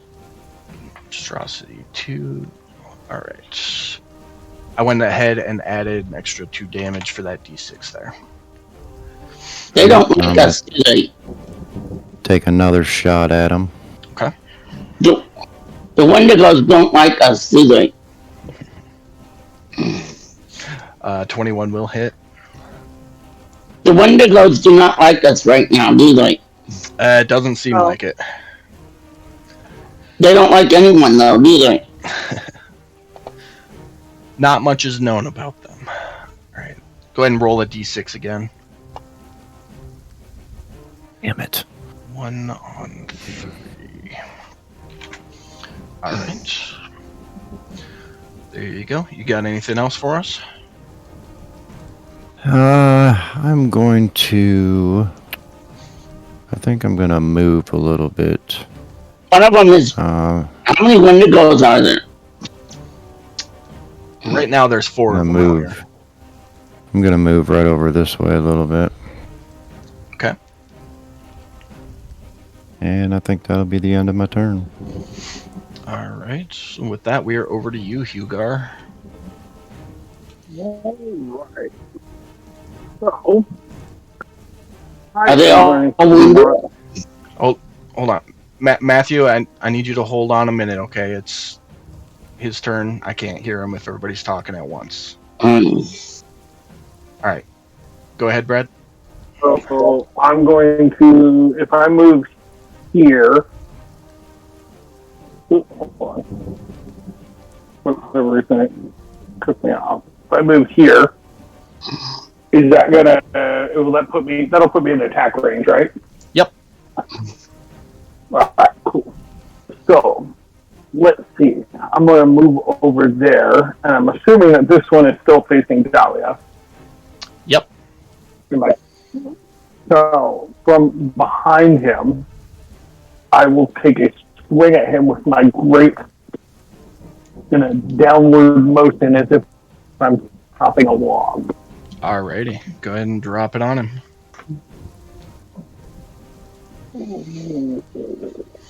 There you go. Oh, you fucker. It is gonna miss. Ground's a little Damn. slippery. You lose your footing just a little bit, and your axe comes down right next to him. You do get 2 attacks per turn, so if you want to take that second attack, go ahead. So, with that coming down, let me see here. Can I use my hooves at this time, or like, that doesn't put my great axe out of commission, right? It coming down like so that? your hooves. Did I put hooves on your sheet? I thought I did. Did not see, no. No, I'm just curious, but the great axe, it coming down and hitting the ground like that, it's not out of commission, it's not like stuck or anything. No, it's not stuck or anything. It's still fully functional. Your hoof attack, I believe you can only use when you charge. Okay. No, there we go. Learn something new. So with that, then I will attempt to backswing the axe at him since I missed the first time, striking towards his torso. Perfect. Send it. Drop. That with a full send. That will hit. Cool. Go ahead and drop damage on him. So how do we do that? Because you didn't tell me how to do that. Same way you drop the hit, never mind. Nope. there's the damage box There it right is. next to it. You do the exact same thing, just with the other box. There we go. I'm gonna drop that sucker. All right, 9 damage there. Good old 9 points of damage. Anything else for us? I believe that would consume, because that's my action and movement, right? That is your action and movement. You have a bonus action. So, really, the only two bonus actions you could take would be to rage or drink a potion. You're full health, so you don't need a potion, but raging is an option. I'm gonna hold off on that for a moment. Okay. That'll bring us over to Dahlia. Okie dokie. I'm gonna smack him with my warhammer. I'm guessing you're going to stand up first? Yep. Okay. You know. are stood it up. So did. Nonsense. Go for his ankles. Well, I'll try my darndest. you'd be at melee or disadvantage if you did it while you were prone. 21 will hit. There you go. Your wires are all freaking tangling. Give me a second. Sorry.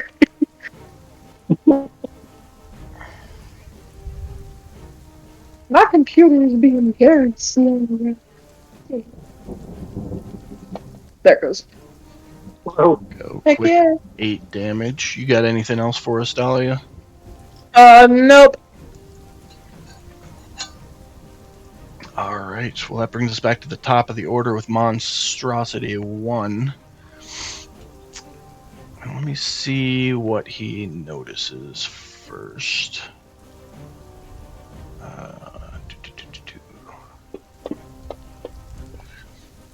Oh, he's focused.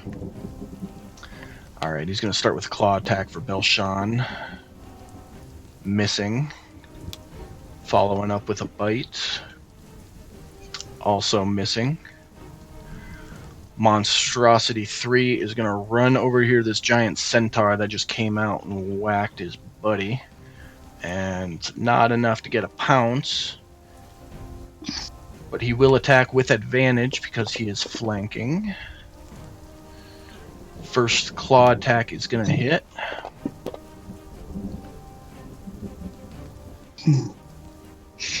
And ooh, ouchie. why did I roll an extra die there? Hold on a second. Oh, that's what's... Your hunter's mark, that effect you drug over, Kevin, you need to put that on yourself next time to get the extra d6.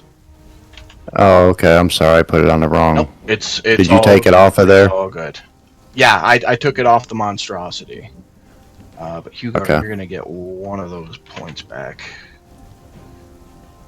And then Alright. he's got a second attack coming for you. Who, me? Nope, he's attacking Hugar. That bite attack's gonna hit you as well, Hugar. 12 points of damage there. Damn, they really just want a piece of that ass. Now Monstrosity 2 is going to attack you, Belshar. He's gonna That misses. miss with his claw. He's gonna hit with his bite, though.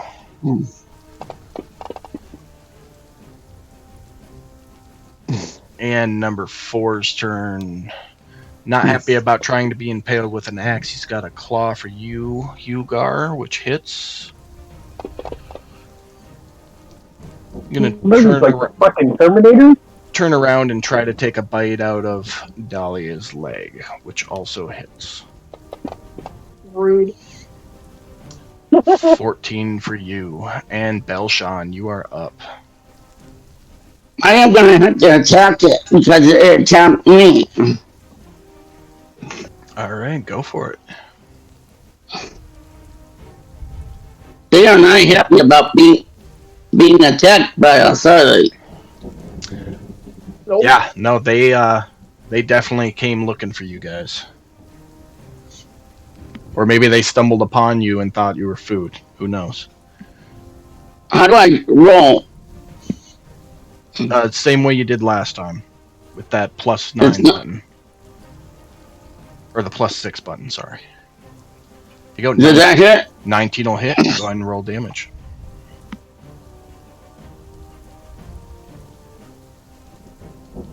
It's not letting me drag.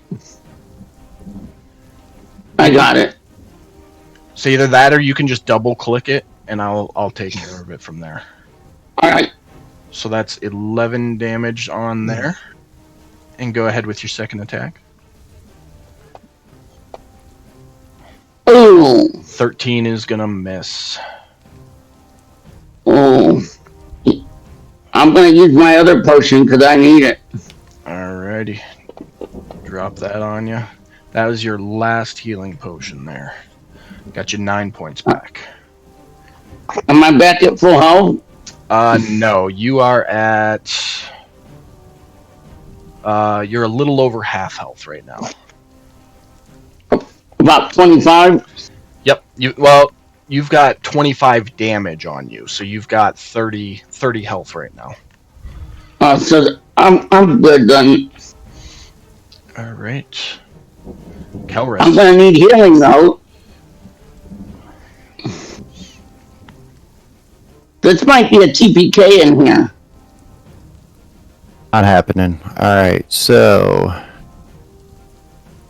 first thing, my token up there, I had 3 little icons on there. I see I only have 2 on there. Do you know what happened to the other one? Yeah, it looks like your brave fell off. That's alright, I got it. Alright, so I can put it back on there. Oh, I got you. There you go. I just, okay, I wasn't sure what the hell it was. Alright, so first off, I can put that that hunter's mark. I need to add that to my character. Let me see. Or my token.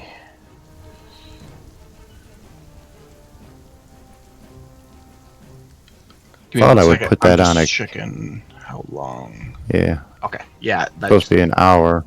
That'll still be on you. I'll toss that there. Alright. It's on you. Any of them almost dead? I thought you would put that on a monster, being that you're supposed to be like concentrating on that monster, I guess. Yeah, so the way the system works is Hunter's Mark gives you that extra D6, so you have to put it on your character to give you the extra D6. I gotcha. So, because I definitely don't need them having it. 2 of them look hurt, but they don't look like they're on the verge of death at this point. So, all right, go ahead, Keldris. All right. What about the one that's been attacking? The one's attacking you, the one's got a little bit of damage to it, but not much, and the other one looks the same as when it appeared. Alright, so I'm going after that same one again. Okay. Take my one shot at him. Oh yeah. That'll hit. Man, God damn fucking thing. Alright.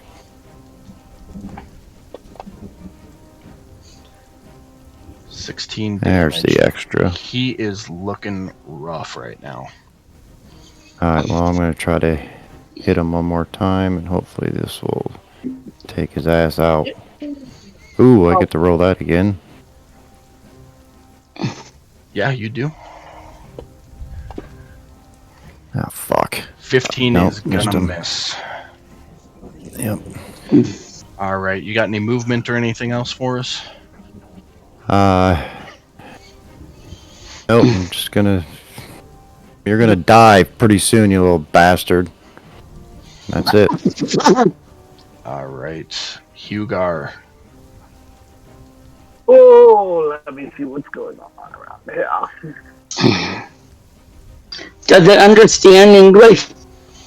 You have to wait till your turn to try and talk to it to find out. Alright. So, let me see here. Where's my skill tab? Nope. That's not the one I want. There we go. I am going to use Reckless Okay. on Monstrosity 4. Alright, put that Reckless Is that on. how that works? Yeah, so what Reckless does is it gives you advantage on your first attack turn. Is it advantage or... Yeah, it gives you advantage on your first attack, but then every creature that attacks you until your next turn also gets advantage against you. Gotcha. It's how that'll work. So I put it on you, so you'll just roll your attack normally, and Okay. and that'll be it. So the reckless attack, does that count as your bonus action?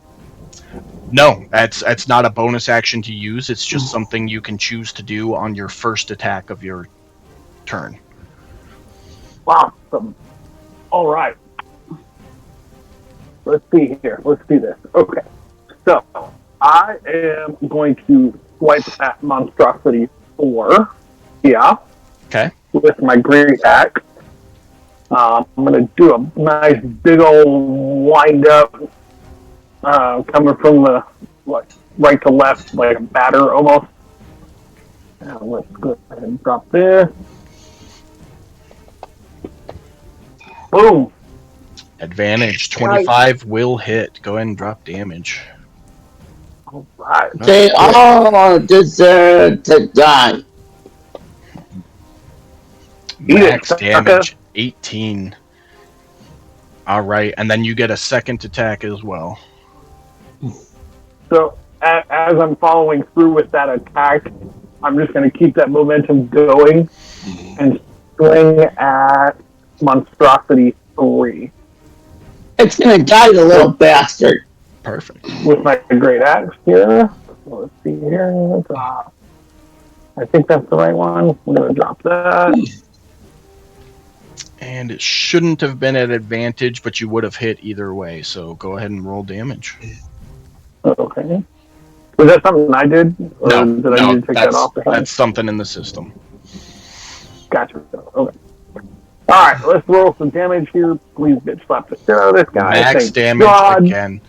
Your axe impales Monstrosity 3 right in the side of the dome, and it kind of twitches a little bit and then completely goes limp. Bye-bye. Domed him. Domed him. All right. Anything else for your turn? And with that, I will go ahead and take a potion of healing for my bonus action. All right. Go ahead and drop that on you. 7 points back there. Cool. All right. That it for your turn? That is it. I will pass that, good sir. All right. Dahlia, you are up.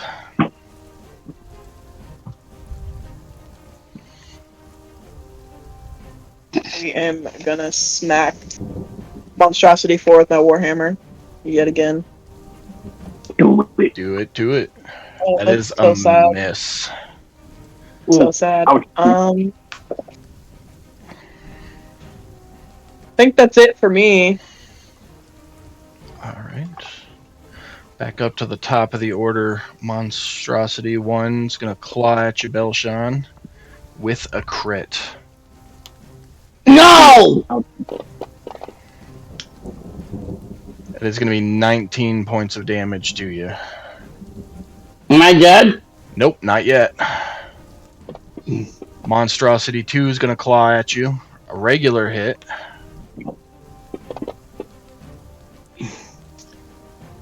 Nine points of damage there. You are still up, but you are hurting. I need healing quick. Can't really get to you right now, buddy. Monstrosity 4 takes an attack at Hugar. Since he gets advantage, he rolled a crit against you, my buddy. Oh, look at all those sixes. I love it. Heavy on you. You're looking a little worse for wear there, Bradley. And with that, we come over to Belshan's turn. Nothing a good beer won't fix. I am pissed off, so I am gonna attack. Okay.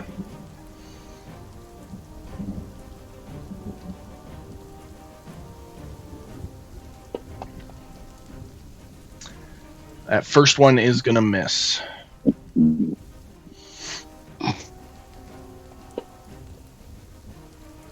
That one will hit. Which one are you attacking? The one that's has the most damage done to it. Okay. Go ahead and drop it on him.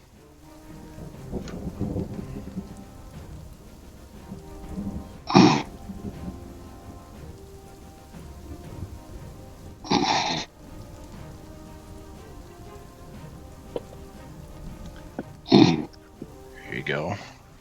12 damage on it. I'm gonna use my second wind. Perfect. Get that on. How do I do that? I just dropped it on you. You got 11 points back off that. So now I'm at, You got 10, 11, 12, 13 hit points currently. I'm gonna move away from them. So moving away right now, you're going to take an attack of opportunity from them if you go out of their attack range. No. So if you wait until your next turn and you use your action to disengage, then you can move away without getting hit. Yeah, I'm gonna do that. Okay. All right. So we are over back to you, Kelris. I need the Alright. healer over here though. Yep, she's So first she's aware. off, it looks like my hunter's mark has dropped again. So it dropped because the creature you had targeted dropped to 0 hit points. This also does say if the target drops to 0 hit points before the spell ends, you can use your bonus action on your next turn to mark a new creature. Okay. Yep, I'm gonna do that, and I'm going to mark. I think I'm gonna hit probably monstrosity 1, seeing that he doesn't seem to be taking any fucking damage. All right, and I put the effect Yep. back on you already, so you're good to go. All right, and something else that I think should have taken effect before is just one of my ranger effects. I have Hunter's Prey, which is the Colossal Slayer. So when I hit that guy, I should have gotten an extra D8 Let's see your damage. Hit a creature with a weapon attack. Oh yeah, if it's below its hit point maximum. Yep. So I should have got actually an extra D8 like 3 times on that Yeah, that's dude that's already fucking dead. That's one of those things. Before you attack, you need to drop that effect on yourself if it's taken damage. All right, so I can drop it on myself if the creature's already taken damage. Correct. Okay. All right, so I'm gonna look over at the tent. And I'm gonna see that monstrosity looks like he's being dealt with. So I'm gonna move down here to help lend a hand. I'm gonna come right to there, and I am going to do hunter's marks on him. I'm gonna shoot once at that one that has no monstrosity 1. Okay. Take a shot at his ass. He has not taken damage yet, so you don't get the Right, extra D8 there. No, not. But hopefully I can hit him, and then I can get it on the next shot. Absolutely. That's what's my goal. This fucking thing keeps moving every time I try to drag a dice. Am I doing something wrong? If you just want to double click it, it'll drop it in the chat box, and then I can drag it onto him. I know, but I don't want you to have to do my fucking work. It's not making me do any extra work. It's perfectly fine. I appreciate the concern, though. But I want to roll my dice to hit this fucking thing. Well, you're still I can't. rolling the dice. I'm just applying the numbers.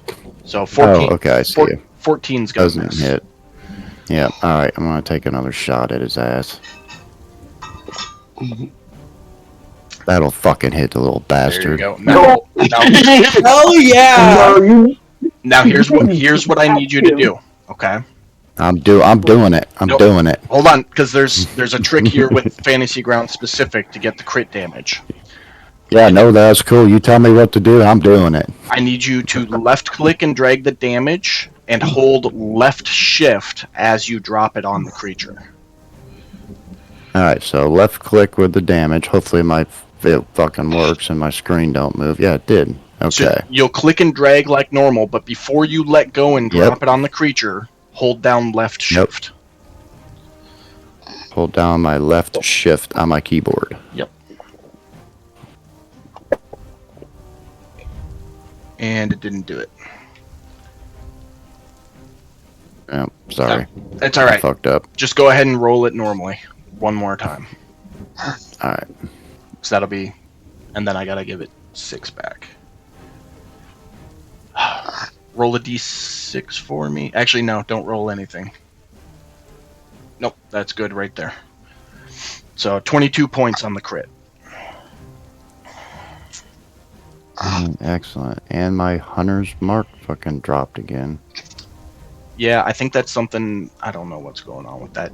Might just have to reapply it each turn, unfortunately. Yeah, I guess. Something with Right, the coding. that's cool.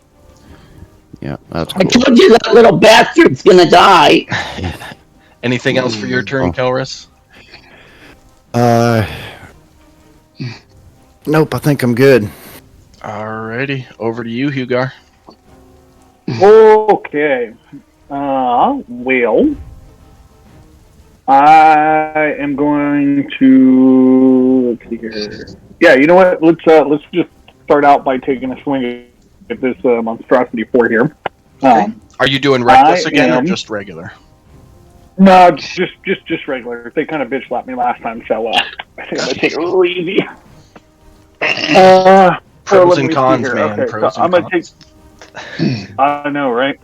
I'm gonna wind this up. I'm gonna take a big old swing at his head. I'm swinging for the fences here with this one. Hold on. Now it's dragging my screen. What am I doing here? Hold on. Crap. Feel your pain.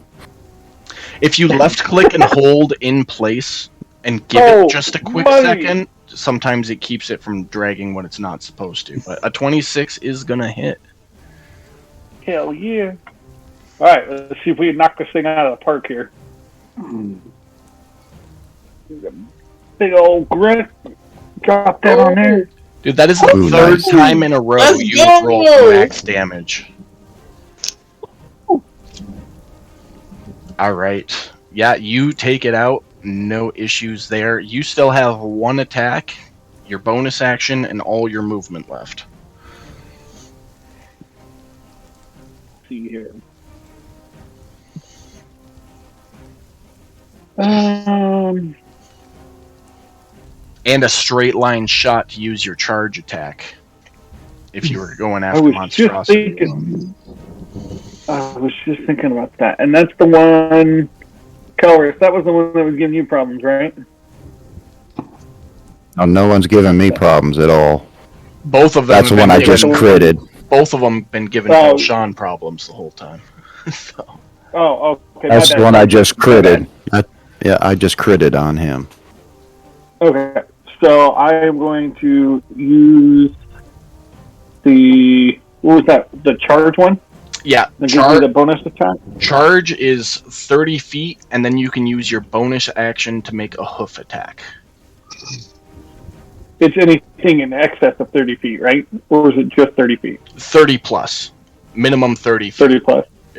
is the trick. Okay. So I'm going to move up on this dude to his side here. I don't know if that went through or not to you. Yep, it did. There it is. And then with that... And you want to do the hoof attack, right? Yes, I do, but I believe that comes after the initial attack, right? Not with charge. With charger, yes. Okay, so go ahead and roll. Oh, I see what you're talking. Yeah, because you're going to run and hit it with your hooves first, and then you have another great axe attack. Okay. Okay, so I'm going to charge his ass, and I'm going to try to knock it with my freaking hoof. Just to let it know I'm there. Perfect. Go ahead and roll a straight d6. Straight d6, you got it. Just in the chat box or on him? In the chat box. Let's kill him. So that's going to be 3 plus your strength modifier is 7 damage to there, and then go ahead and make your second great axe attack. Yep, and then I'm going to swing. This time I'm going to swing upwards, like I'm trying to knock him into the air. Perfect. Don't miss. Oh, fuck. He missed. All right. So that is movement, action, and bonus action. You unfortunately have nothing left for us this round, which is going to bring us to Dahlia. I need healing. Coming, give me a second. I'm gonna move right there. And then I'm gonna cast Mass Cure Wounds so I can get everybody. Nice. Perfect. Give me Way to 1 come in second. clutch. I will target everybody. There you go. You can just straight drop it and it'll roll on everybody. Go. 14 points back for the party. Woo! How many hit points am I at now? Oh, you are at 27. Yes. Definitely Hey, better. real quick, can I ask a clarifying question real quick? Yeah, go ahead. The bonus action, that was the hoof attack, right? Correct. Okay. I was just curious about that. Sorry. Yep. No, if you open up the description for charge, it'll lay it out for you, but it says if you move 30 feet towards a target, you can use your bonus action to make a hoof attack. So that was that. Anything else for your turn there, Dahlia? Nope. Perfect. That brings us back up to the top. Monstrosity didn't like getting hoofed. It's gonna claw out at you, Hugar. Hitting. Miss. Suck it. Monstrosity 2 doesn't like its odds. Takes a claw at you, Belshawn, misses, and immediately follows up with a bite. That misses too. That hits. I have 18 armor. He rolled a 15 plus his 7 for his attack modifier for a 22. So that's 15 points of damage to you right there, but it is now your turn, Belshawn. Well, I don't like my odds, so I'm gonna attack him. Okay. Well, he attacked me first. I'm right there with you. I'd do the same thing.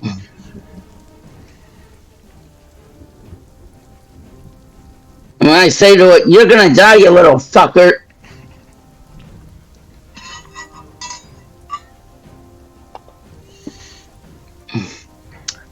20 will hit.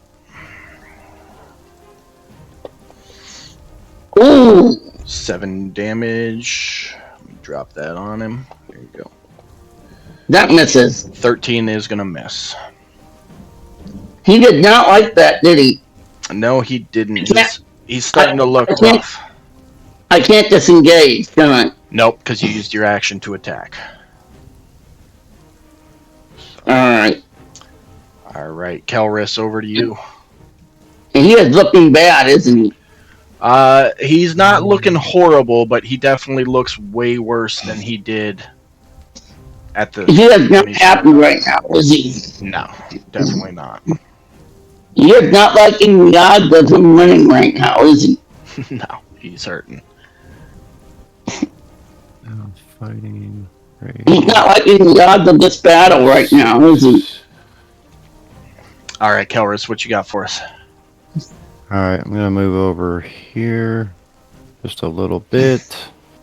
Alright. And I am going to take a shot at number 1. Right. Please do.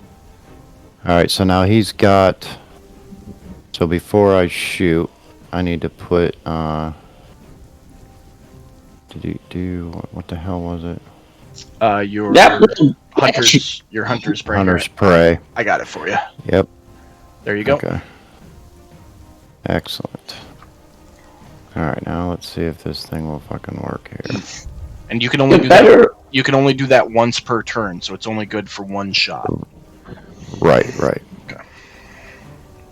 Hey, I held it for a minute and the fucking thing didn't move. Yay. Yeah, sometimes the computer just takes that split second to catch up is all. That'll hit. I should do it. Nice. They have a high armor class, don't they? They're pretty tough. That is 21 damage. That thing is looking hard. He's got an arrow sticking out the side of his torso right now. Yeah. Now I'm gonna try to put one right in the back of his fucking ugly head. With the arrow. Yep. That'll hit. Oh! Can you please kill it? Oh. Now do I get... If that didn't kill it, I should get an extra 6 on that, shouldn't I? You should have. Go ahead and roll a d6. Yeah, fucking hunter's mark keeps disappearing every time. Yeah. Oh! That is exactly how much you needed to kill it. You're damn right it is, and it went right through the back of his head, and just the arrow tip just come out his forehead, and then he just drops right between the two. Absolutely. I told you that bastard was gonna die, didn't I? All right. You got anything else for us this round, Kelris? Nope. All right. We might need to take a short rest after this. Hugar, you are up. The first thing I would like to do is applaud Kelris on those amazing shots. First off, so I applaud him on those. And then I will move, if it allows me to. Please do, so you can kill that little fucker. Let's go right there. I'm going to take my 2 swings at him. Actually, wait, hold on. Don't roll that.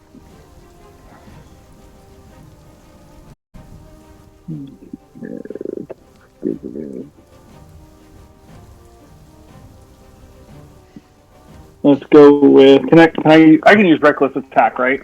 Absolutely. Let me drop it on you there. Yeah, let's go ahead and use that, because hopefully that'll just knock this dude out. All right, it's on you. Knock this out of the park here. All right, let's see here. Let's go for money. We're going to take the first swing with the great axe here. Come on now. Give me that. Consider that position flanking right there. No, but he's got more than enough movement. That'll be flanking. Yep. And he's going Yep, reckless there you go. anyway, so he's going to get advantage on the attack. Oh, gotcha. Sorry. Gonna drop that on there and go. Oh, With the that's crit. Yep. shit out of him. And then He didn't like that, did he? So, Bradley, you you gotta do don't the damn. you don't have to do the shift as long as you drop the damage directly on the token, since it registered that it hit him. Okay, So and just- I just just- gotta drop it straight on him, right? Yep, just do it normally. Boop. Nice. That Oh yeah, 12. is it. You slam your great axe down and damn near split the thing in half. I like Ow! to think that he got a little bit of an inspiration from my shots, and that made him go over there and just fuck this thing up. Yeah, there you go. I again heard you I think we tell need us to to take a take a rest. bow. Yes, and I person- hold my Thank you. bow up to you. but Well, with that, we are out of combat. You stand there for a moment and listen to the rainfall, listening to hear if you hear any movement around the trees and bushes surrounding you guys, and there's nothing. After a moment passes, the nature noises, the crickets and the bugs and such returns, and everything seemingly goes back to normal. I think we need to take a short rest. I have a quick question for you about the combat tracker. Yeah, go ahead. I noticed on there that it does show everybody's hit points, but I didn't see anything like changing when people were taking damage or anything like that. And being that, I didn't get hit, is that something that you have to keep track of yourself, or how does that work? I don't know if it shows up on your end. I don't think it's supposed to show up on your end. It definitely shows up on my end, though. So I can see Oh, okay. everything as it happens and changes. I don't think it's supposed to show up on the player's end, though. It should. Okay. Well, it does on mine. It shows up under the wounded section. Yeah. At least Okay. it tells me like I had 42 points of damage is what I had. Yeah, so Yeah. you should have an HP category. That's your max HP. And then the wounded section Yeah. is how much damage you've taken so far. And then you have to do the Yeah. math to figure out how much you have left. No, That's how yeah, that of course. works. So, but yeah, the HP won't change. That's what your max hit points is. Gotcha. But it doesn't show that in a combat tracker. See, I think that's something that should, being that it's up there, I think if someone gets hit, it should show us. Then, I mean, the other party members can see up there in the tracker that, hey, this person's down. Absolutely. However many, you know what I mean? I think that's Yeah. something they should definitely incorporate into this. I don't know why it's And that not. might be something with the settings on my end too, but I'd have to sit and play with it and figure it out. It's Gotcha. not conducive for me to try to figure it out right now. So Yeah, no. I was just curious. I think we should all do a short rest. Well, you guys are actually about 3/4 of the way through a long rest. So if you're going back to sleep to try and finish that out, Yeah. you'd be able to get a long rest as long as nothing else interferes. So, is that where you guys are? Go ahead. What does that give us back? I'm sorry, I'm not familiar with that. Hit So, points. a long rest will replenish any abilities you've used, any spells you've spent, and all of your hit points. Excuse me. Gotcha. A short rest may return some abilities or spells depending on your class, and will allow you to roll your hit die to get some hit points back. But like I said, you guys are about 3/4 of the way through a long rest currently. This encounter only took 30 seconds, actually, give or take. From the time Belshawn started going, "What's that?" and walking until right now, about 30 seconds real time in game has passed. So this was real quick. But yeah, if you guys are all going back to the watch order and trying to finish out a long rest, Yeah. good possibility you guys will get a long rest out of it. If you're doing something else, just let me know. Can I retrieve any of my arrows? Yeah, roll a what is that, survival check.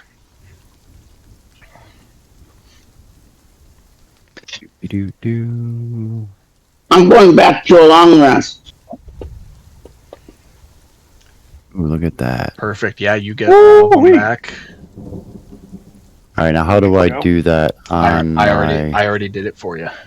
What you would do you is sure did. you'd go to your actions tab and you just unclick those circles. That's it. Oh, just unclick them. I gotcha. Now I'm gonna ask you another quick question on inventory. If I look on there, it shows me like the very first thing, equipment, and it's showing like 1-3. So I'm assuming that this is like page 1 of 3.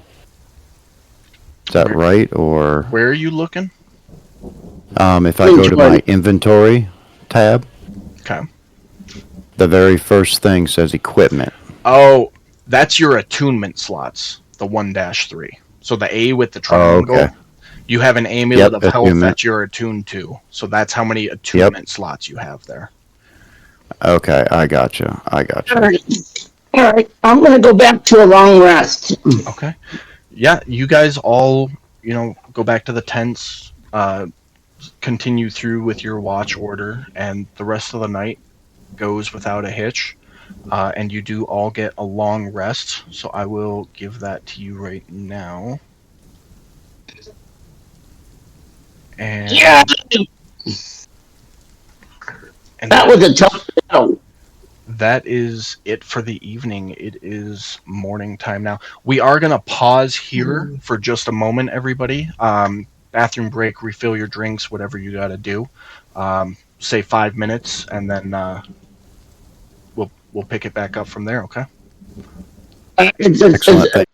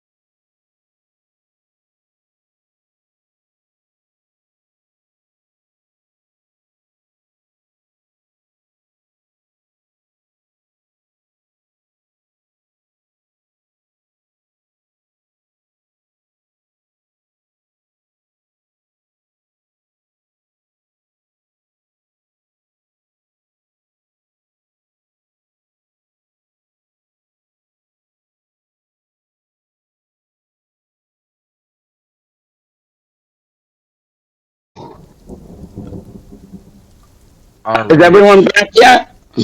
Yep, everybody's back.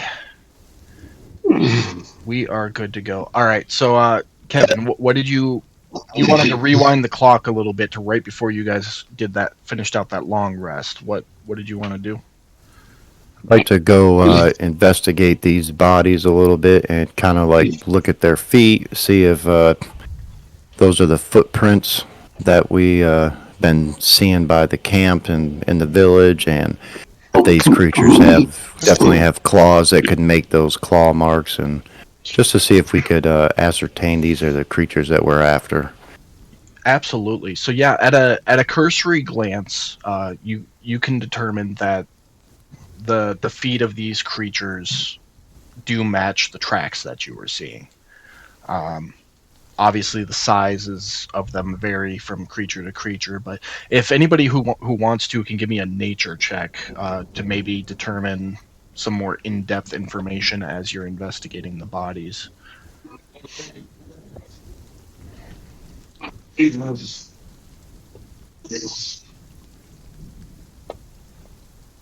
Can, Fuck. can we also search the bodies to see if they have any, like, I want to say, like, identifying clothes or items or anything like that on them, or any items at all? Yeah, absolutely. All right, so it looks like we got a 13, a 12, and a 3. So yeah, you look over the bodies. You can see the long claws coming out of both the fore and the hind paws. I use paws loosely. It's not like a dog paw, but it's a creature of foot, I guess. Um, they've also got long, sharp teeth. The front canine, what would be the canines on a humanoid, are slightly serrated. Um, as far as their clothing and such goes, very basic, scrappy, like loincloth type coverings. Um, Indicative of a culture of some sort, or that they belong to a culture, because that's creatures that wear clothing have some semblance of sentience. But these look really rough. They don't look like the leather was processed or manufactured in any way. It looks like it was just ripped off a creature and tossed on.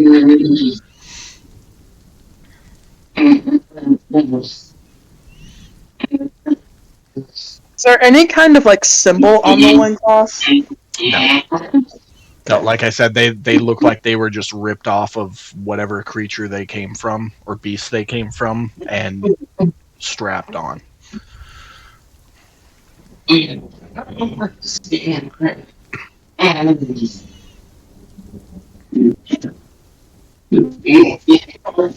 did we find any items or clothing or anything on them that would be evidence towards where they came from, who they are, or anything like that? Uh, Best you could tell from looking at the tracks, they came from the east, but there's nothing indicative of like what society they might have originated from or anything like that. Okay. I'd like to suggest we take all these bodies, throw them into a pile, and burn their remains. Kill it with fire. I will second that. Yeah, I'm pretty sure I can drag most of those bodies if we needed. I sure can. these bodies they're roughly the size of a goblin, so they're not much different in size from Kelris being a halfling, but they are really light, maybe 30, 40 pounds tops each. So there's no issues with moving them or piling them. And you get a good burn pyre going and torch them all. Cool. All right, with that, I will return back to our huts. Okay. Our tents, rather. Finish our rest now, huh? Yeah, if nobody's got anything else, we'll go back to where we were. You guys all got through the night, got your long rest, full health and stats and everything. And come the end of Hugar's watch, because he would have had the last one, It wakes you all up right at the crest of dawn when the light's starting to come out, and Yeah. still lightly raining, but it is a new day, and you guys are ready to go wherever you're gonna go. Well, I think we've searched most of this. Why we should probably continue on to the what was that Stonefall or Nightfall or whatever that was called. A Nightstone. Nightstone Hollow. Nightstone. Yes, that was it. That was it. Yep. Let's fill our bellies before we hit the trail. Feel our bellies. I will never argue with that. Yeah, so you guys prepare and eat your morning rations and take off for the day. Anything you guys want to do, discuss, anything like that while you're on the road? What the fuck Alright. were those creatures? Those are the creatures that we came to eliminate. They're the We're gonna ones that erase them. folk. They do match every reported description of what is currently being referred to as Wendigos. We did say that the claw, or when we looked at them, the claws were attached, right? They weren't actually growing out. No, the claws are part of their anatomy. Oh, okay.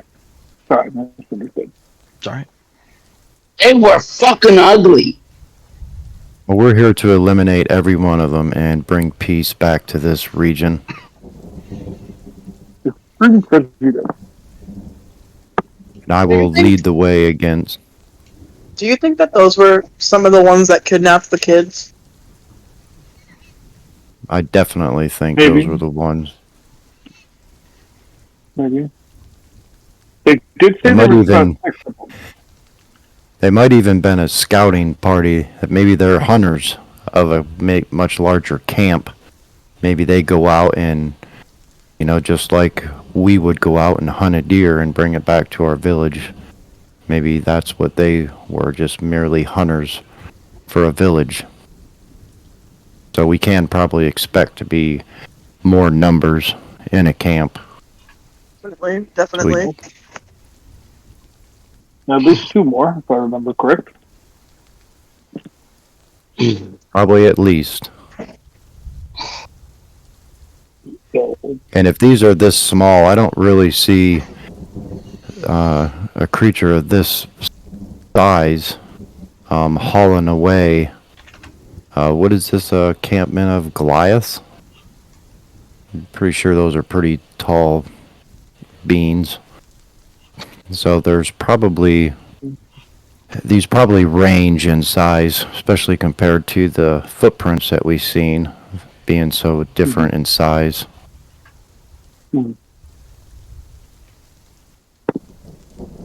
if I'm I'm thinking not we're gonna- mistaken.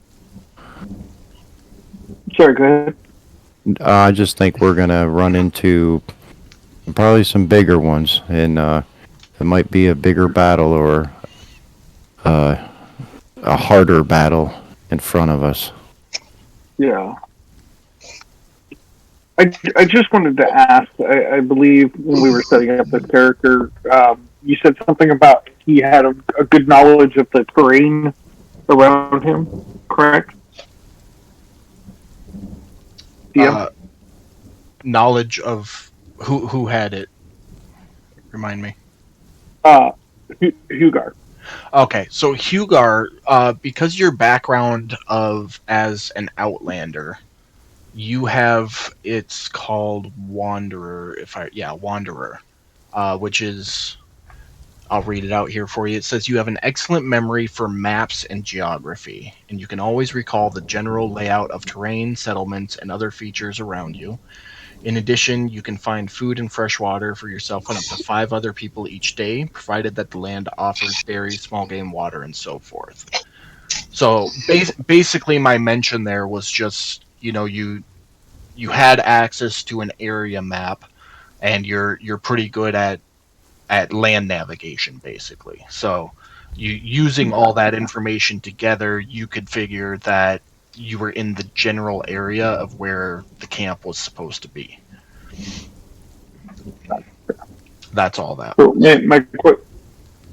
so then my question, that wouldn't apply towards finding possibly a different path for our party. I missed that last part. I'm sorry. It wouldn't apply to finding, say, an additional path to the Nightstone. Well, sorry, I keep missing my book around here. The cave that we're going towards. An alternate path, not necessarily. Basically, you'll be able to tell generally when you're within the vicinity based on landmarks, but it's not going to help you find a path to it per se. Gotcha. Okay. Gotcha. Well, then with that, I say you're really good at terrain association, and that's about the gist of it. Gotcha. Okay. I say we move on then. Alrighty. So you guys keep heading east towards the base of the mountains. You've walked through the morning into the early afternoon. As you continue your walk into the afternoon, you start to notice that the woods become much more wild and unkept. The basic foot trail that you followed for a little while is completely gone at this point, and you are rough foresting in the direction headed east. Just very, very wild. You continue to push through the brush and the trees, getting closer and closer to the mountains in the distance, and probably a good mile, 2 miles away from the base of the mountains where the Nightstone Hollow is supposed to be, and you start noticing the lack of wildlife in the area. You stop hearing birds, you stop seeing deer sign and boar sign, and an creepily eerie feeling kind of tingles up each of your spines as you continue.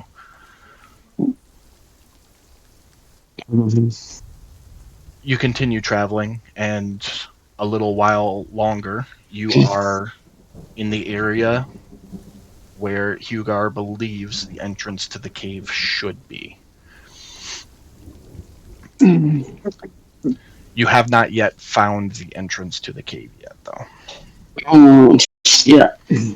So right now, everybody go ahead and give me a perception check. Let's see if anybody can find the entrance to the cave easily or not. Well, not for the not one. Come on, Hugar, you're supposed to be the one that knows where you are. Hey, look, sometimes I get a crack in the head and I just don't know where I'm at. I'm also a centaur. I'll pick up your slack. It's fine. She's this is what a good partner does. Dahlia, you are very, very confident that the cave is straight east at the base of the mountain. You and Kelris also pick up a little snarling noise. Oh, shit. Just south. It's very faint, very quiet, but you can definitely hear it a little ways south of you guys. I think we need to investigate it because we need to get rid of all these creatures. I do not agree with you there. I think we need to take this route very stealthily and very carefully because where that snarling is, it could be that that there's a big group of them and we could die very easily because they could all just ambush us. So we might need to take this part very stealthily. The entrance to the cave is just straight ahead east down at the base of the mountain. I feel like we can get there, just if we are quiet enough. We won't have any issues. We don't have a map that we're looking at right now, correct? You don't. Still trying to find the entrance. I can put it back up. It's that first map I had up when we first started, the regional map. And up at the top, you can see Timber Shield, the red circle and the red X. The red circle was the lumber camp that you all spent the night at. And then the red X is supposed to be where the entrance to Nightstone Hollow is, and you're in that general vicinity right now. Copy that.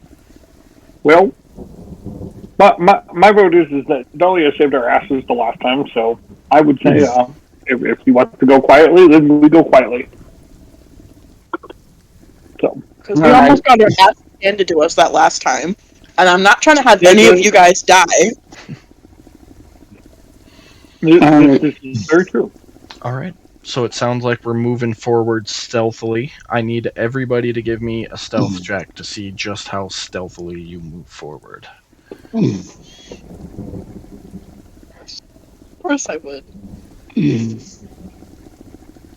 Oh, no!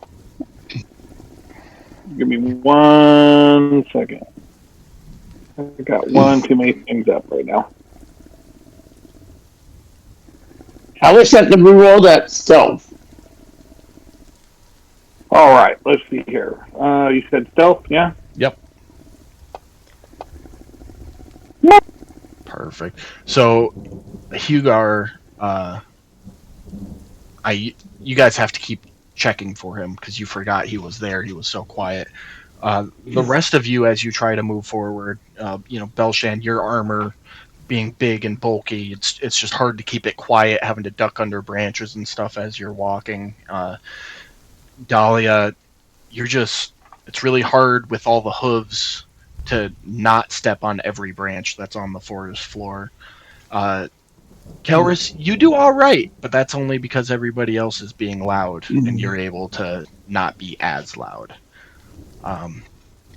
As you guys continue forward, trying to be quiet, you start hearing branches break and leaves rustle as if something passed through them, and it's moving perpendicular to you in the same direction of travel, a little ways to the south. And every once in a while, you catch one of those little snarling noises. I do believe that we are being followed. I guess my plan didn't work. My bad, guys. These big old clunky hooves. Well, I think we should have snuck up on him. So I'm just yet.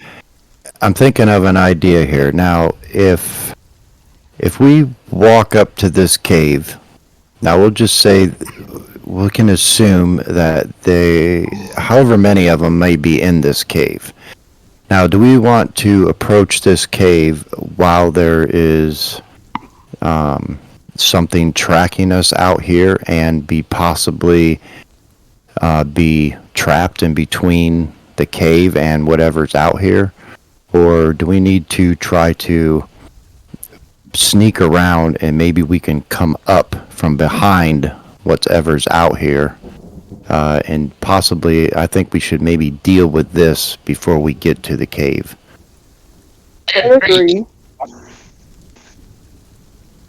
I'm not in disagreement with that. We get trapped in the cave if we leave them to keep following us. So that might be the I best think that option. maybe our party should stop and listen for a minute to see if whatever is tracking us, or even if they are following us, maybe they don't know we're here. I know we're not being real quiet, but maybe we can stop for a minute, listen, see what they're doing, see if they keep moving, see if they stop, and we can maybe plan our next move from there. Yeah. Everyone make a perception check. Uh-oh. Oh, come on. Really? Apparently, I'm not very perceptive. Oh, wait a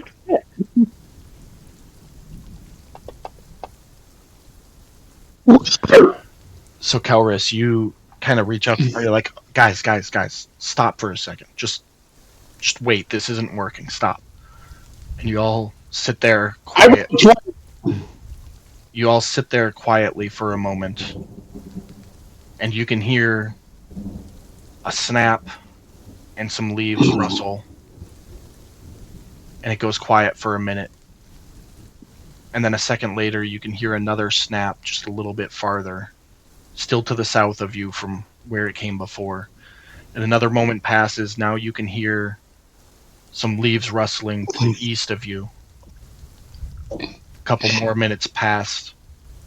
And We're gonna get ambushed. and it's movement to the north of you. Calris, with your 24, you can determine that this is one small creature moving in a circle around the party. What about me? You were able to hear everything. Your dirty 20 didn't give you the insight that Calris got.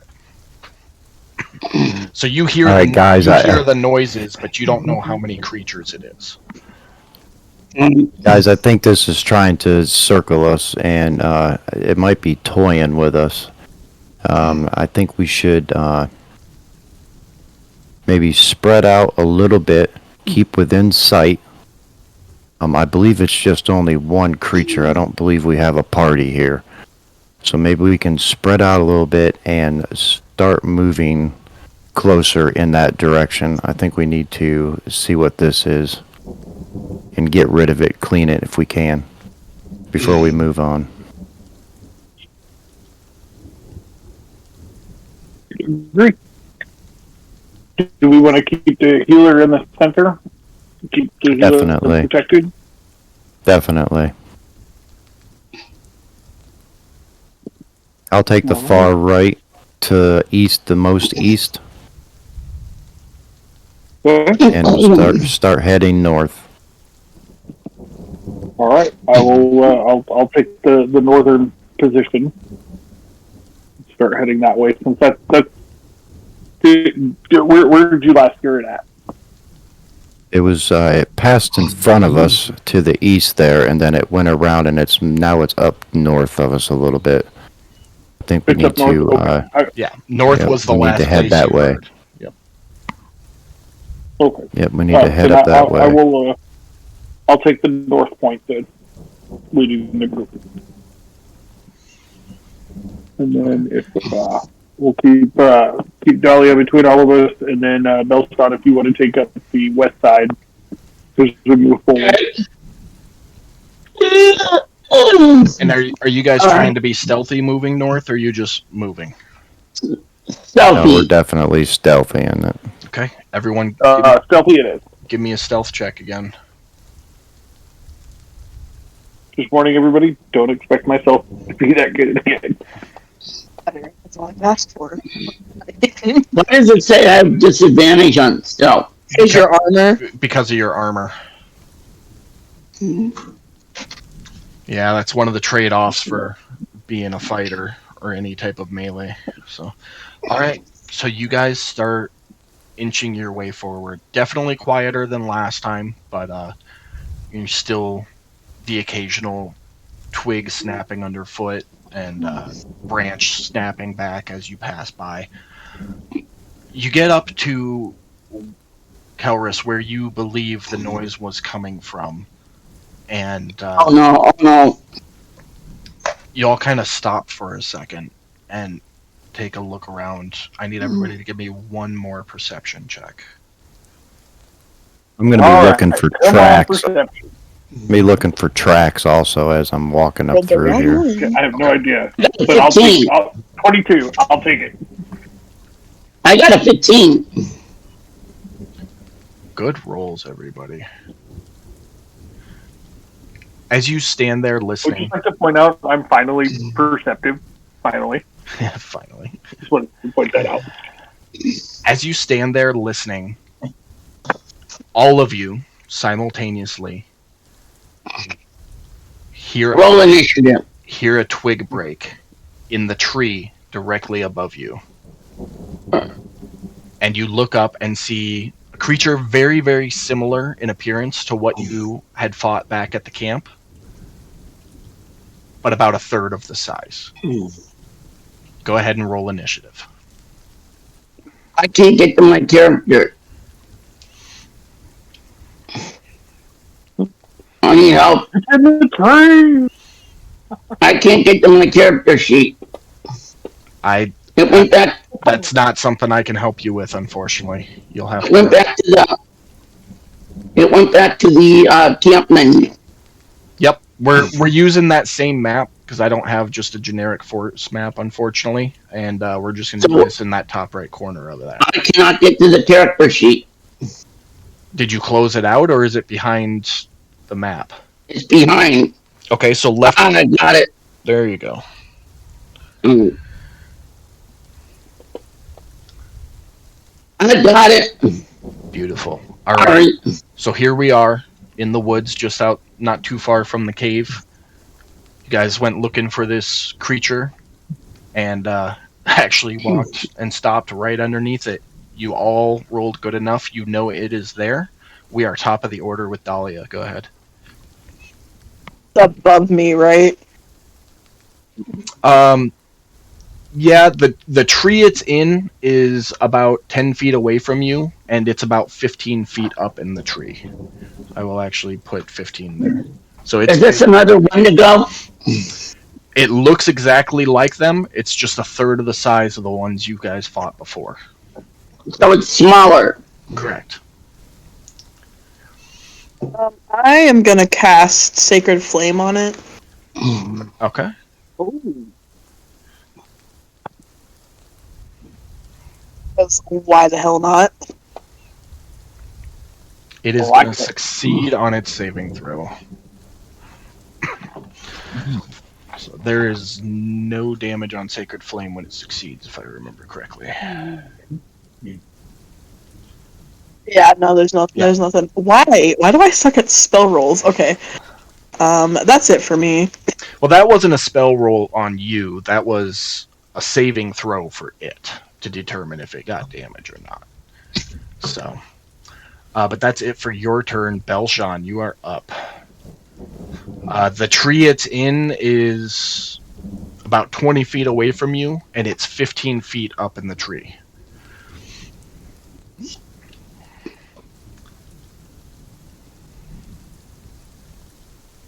It's my turn. Correct. Can I get to? Can I attack it melee? Melee, no, because it's 15 feet up. So you wouldn't be able I don't have any other weapons though, do I? Looks like you could throw a dagger at it. All right. So just roll that +6 next to the dagger on your actions tab. See if you hit it. A nat 1. Your dagger launches and embeds in the tree about 25 feet off the ground. And it's just stuck there.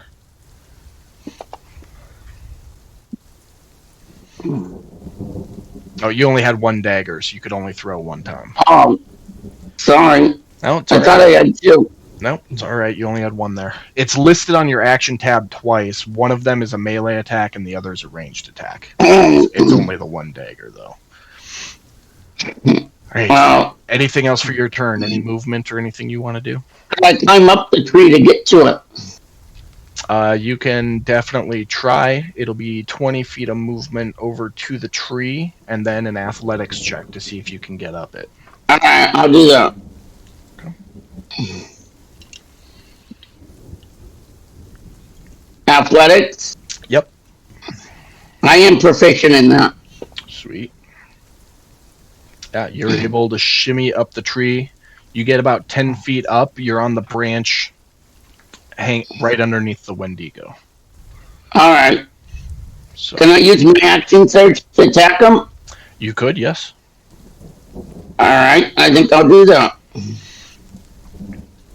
Does he know I'm beneath him? Oh yeah, he's well aware of you guys. I also did have a light crossbow, it looks like. Do you? Oh, you do. My apologies. I completely missed that. You could have. Oh, look! I hit him. Yes, you did. Did that? How much damage did I do? 9.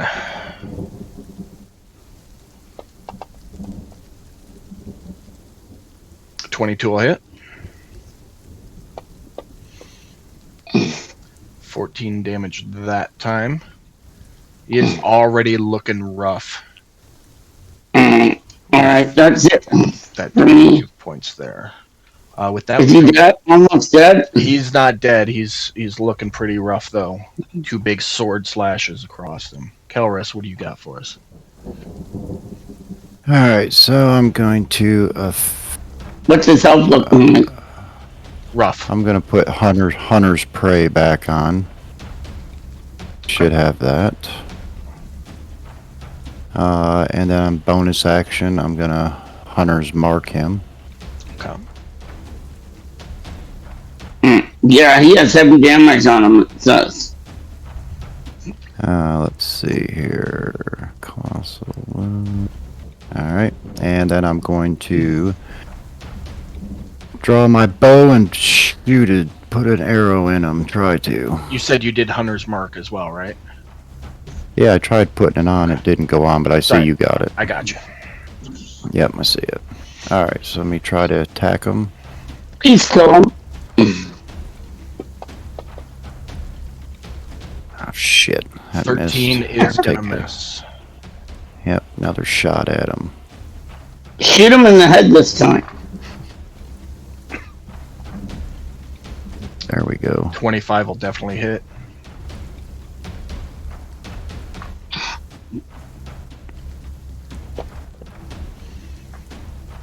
You launch your arrow, pegging this thing should straight do it. between the eyes, and he just falls out of the tree and lands smack on his back, dead.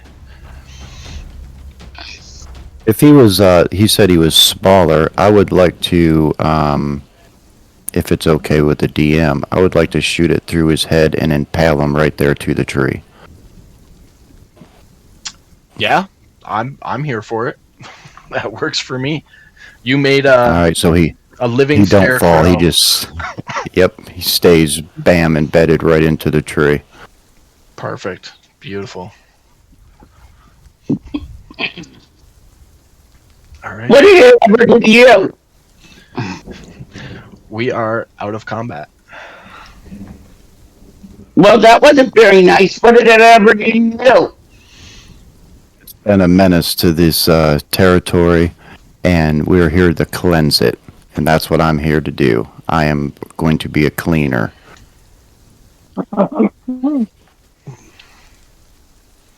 Now that we got rid of this menace here that was trying to follow us, I think we can now draw our attention to heading towards this cave and seeing what else we can get rid of. Okay. All right. You guys continue heading east and eventually come across a large cave entrance. Looking in, you can see maybe 10 feet into the cave, and then it's pitch black beyond that.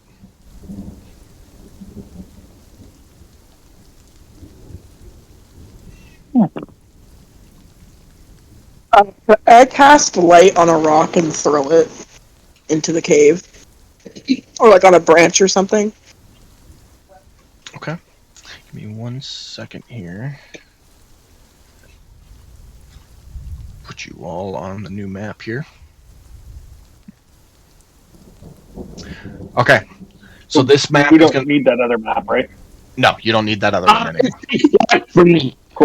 This new No, map... it's not. Hold on. Let me talk to you about this map. This map is going to be a little bit different than the last two because it's going to use lighting and walls.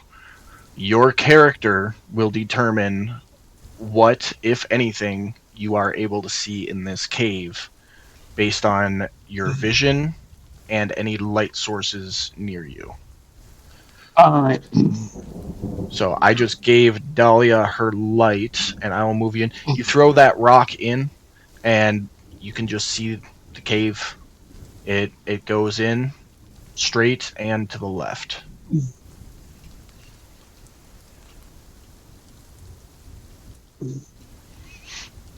So it may be pitch black for me, right? Well, you should be able to see where you are right now. Yeah, I can. And Dahlia casts light on a rock, so you can see inside the cave a little bit. But if you get away from that light source, you won't be able to see anything. We should definitely make torches of some sort, or have some kind of lighting of Yeah. some sort. You should all have As we torches do. in your bag. It may become an issue if you fight with a two-handed weapon. Just keep that in mind. But if everybody wants to light a torch, just say so, and I can drop a light source on your token. I don't have a torch. You should. It should be in your equipment bag. It's not in my inventory. I have a Dungeoneer's pack, but I don't have a torch. No, the Dungeoneer's pack has torches in it, so you're good. You've got 10 torches. Oh. Can we? Sorry. Can I light a torch? Absolutely. I'll go ahead and put a light source on you. Alright. Kelvis, do you happen to have any arrows that we might be able to stay light on fire with a part of our torch and launch into the cave so that we can see farther in there?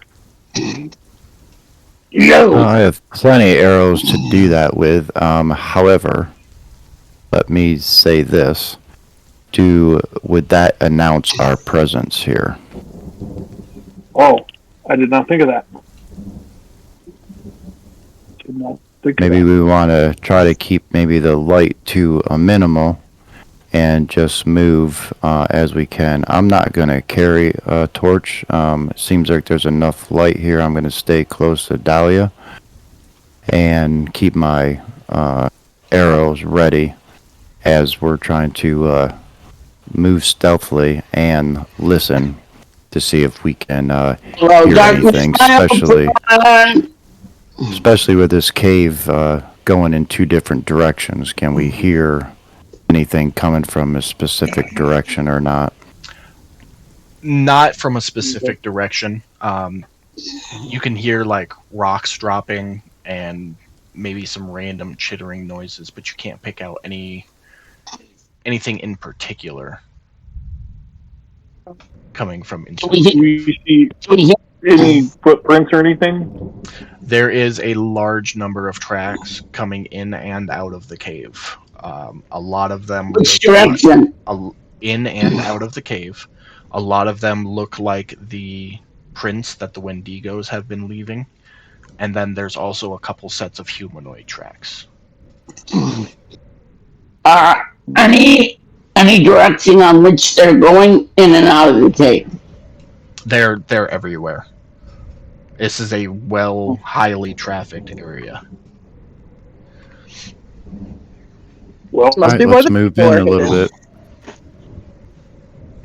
bit. I say we start moving in, but let's keep the two light sources. I don't want to say separated, but we go light source person, if that makes sense. That was another thing I was just going to ask. Dahlia, did you recast light on anything, or did you leave it on that rock you threw? I recast light on another rock and just keep that rock with me. Okay. You could cast For now, I guess. You could cast it on your mace too. Oh, I could do that. Cast it on Let me your cast it on weapon. my mace instead. That'd be fun. Either way. I Okay. forgot I had that. So what order are we moving into the cave here? Again, I think we move one light source to the front, then a person, then another light source, then a person. That way we kind of try to we keep the. I'm gonna say keep the light. I'm gonna say we have Balshan up front. We have Kelris in the behind Balshan, me third, and then Hugar behind me. Yep, I agree. That works for me. Which way are we going? So you take that first step into the cave. You can see the tunnel goes straight from the direction you came in, and there's a little opening off to the left there.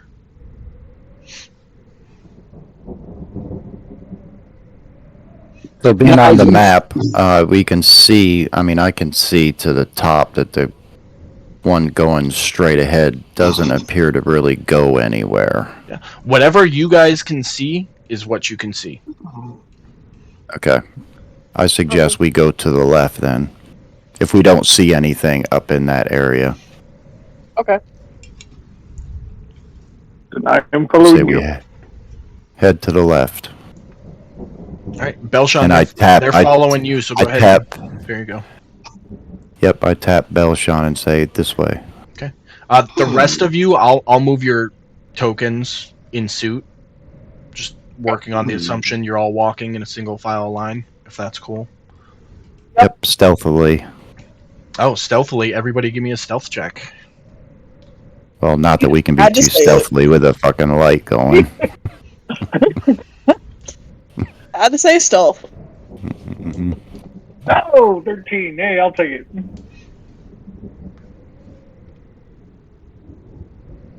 You do it, Kiki. Not bad, guys. Not bad. Yeah, What you're about moving. me? Like you said, you're moving as quietly as you possibly can. What Definitely. did I get? You rolled an 8. But you're all definitely much quieter than you were going through the unkept brush of the forest. It's just it's hard Best we to be. can with a light. Yeah, and it's hard to be quiet in a cave where every little noise echoes as well. So So where are we going? that's up to you. You're leading the group. Yep, keep Which way moving do on. you want to go? Move forward a little bit more. We can see around this corner a little bit. Looks like we have an opening in here with many possible situations, so maybe we can see around to the left. Check our corner. I think we need to move down, go down to the south so we can check this little cove. Because again, we don't want to be snuck up from behind. I'm seeing dice rolls here. Now that's me. Don't worry We're about gonna it. roll. Well, we are worried about it. As you should be, but don't worry about it. Okay, heading down that way. They didn't notice you, but when you get down to about there. Oh, they noticed me? Nope. No. Let me finish what I'm saying. You can see. Did I not click the thing? Here you go. There you go. When you come around that corner, you can see 2 of the little Wendigos, like the ones you just killed in the tree, kind of sitting there with their backs turned to the direction you're coming from and chittering with the rocks, kind of minding their own business. Keep in mind, before we do anything else, there is that corner that's to the north of us. Can I cast light on a rock and then throw it in the direction to make them go follow that rock? You can certainly try. Are you like trying to throw it past them? Yeah. Okay. Yeah. Go ahead and give me an athletics check, and let's see how far you can get that rock thrown. Okie. Ooh. Launch that sucker. You launch it. It collides on the wall on the far end, and they immediately look up and run over. And now they're just like fiddling with the rock and trying to figure out what it is.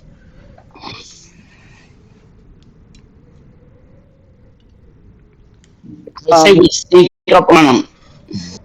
That being said, You guys, hold on real quick, Dahlia. Recasting light, you lose the light on your weapon. You can only have one item illuminated at a time. So right now, the only light source you guys have is Belshon's torch. I can light my own torch. Okay, I'll put a torch on you. Do that. I'm gonna sneak up on them and do a sneak attack. So you don't get an actual sneak attack. That's a rogue ability. But if you want to try to sneak up on them and get an attack, if you can sneak up to them, you would get advantage on the attack against them. Just remember, guys, when we searched that house at the village, they said that they could climb, and we did find that one in the trees. So that's a good possibility that something has climbed the walls or is on the roof. Okay. I need a decision here. Who's doing what? All right, I'm making a decision. I'm releasing 2 arrows in their direction, one at each of them. Okay. Take your shots. Oh. While he's taking those shots, everybody roll me an initiative. Initiative. You said there was a lot of combat in this game.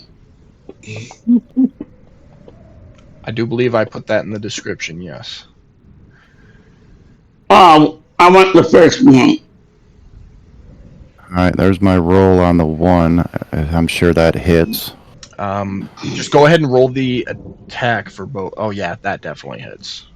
What was the first initiative I rolled? A 21. I'm fixing it for you. Alright. Okay, go ahead and make That that was- second attack, Kelris. Yep, on the other one. What did that Wendigo roll? A 22?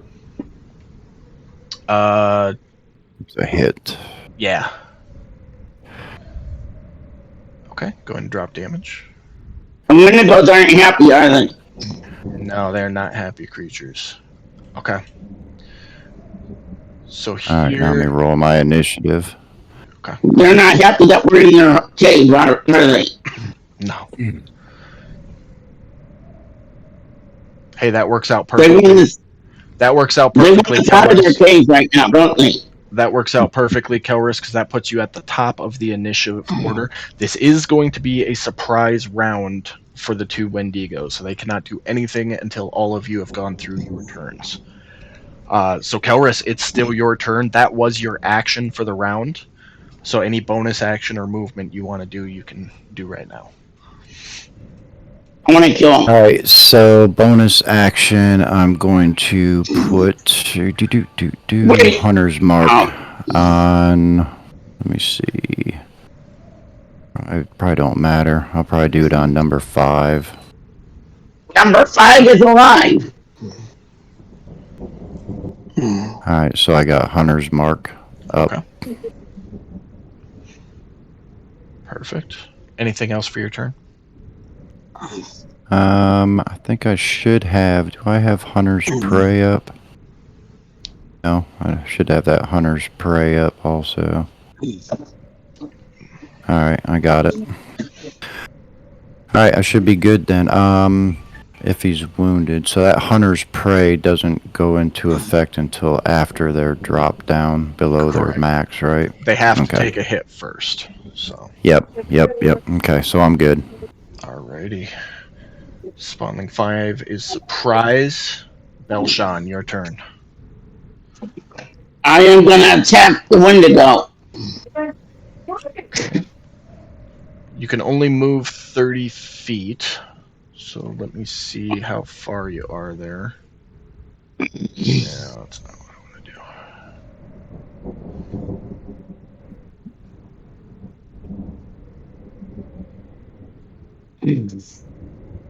30 feet will put you up to right there.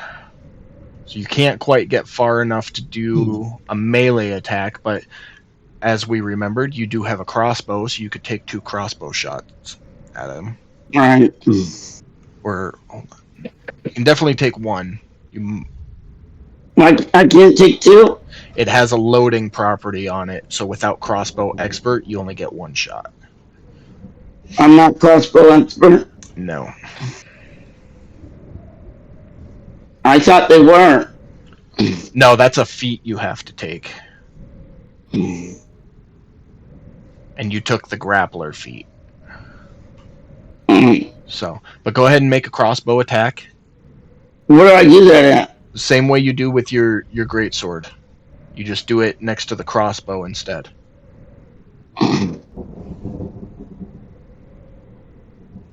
Now now unless I do my action surge, though.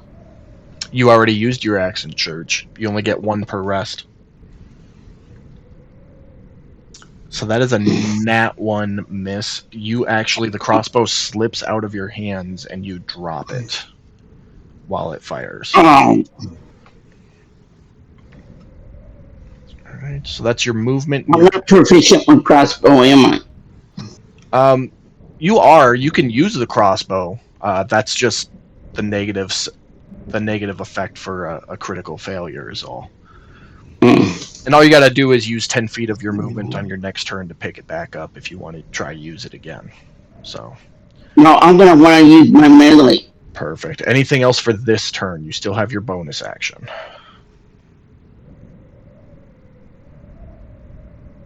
No. Alrighty.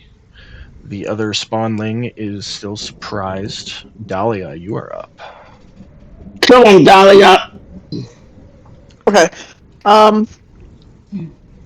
Give me a second. I have like 800 spells that I gotta look through. You have too many. Oh, they're injured. Okay. I'm not moving. I'm just checking distance. By the way. Okay. For line of sight purposes, I know you can see both of them, but that rock wall is in the way of spawnling 1. So if you want to go after that one, you'd have to take a 5-foot step to the left there. Is this the last part of the game? Yeah, we're pretty close to the end here. Shouldn't take too much longer. I'm gonna move right here. Okay. And then I'm gonna cast Toll of the Dead on Wendigo Spawnling 5. Alright. Send it. Better hit this time or I'm gonna be very sad. He Damn succeeds. it. Boom! Got you. No damage. Anything else you want to do? Oh, no. Alright, Hugar, you are up. For mine, considering it's the two small ones, and we don't know what's going on or what's around us, I will move right there to provide backup should anything happen. Okay. Anything else this round? No, that's it for me. Alright, back to the top of the order then. Kelris, go ahead. Alright, I'm taking a shot at You number done? 1. No, I'm sorry, number 5, because that's the one I have Hunter's Mark against. Okay.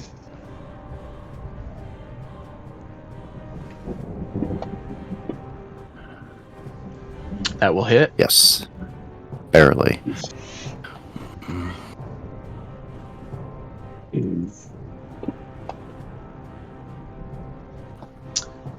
$14 damage. He's looking super rough. From the moment that first arrow hit, another one flying just a moment later. There's now 2 arrows sticking out of this thing's back, and it's just like, ah! But it is still Okay, I'm gonna take another shot at it. okay. Make sure Same you one. make see sure if you I reapply your effects. Oh yeah, let me do I that. Okay. I can do it quicker. Thank you. No offense. There you go. They're on. Yes. Nope. No problem. I appreciate it. All right. Let me attack this one again. That'll hit. Yes. How do Wendigos in this cave smell like them?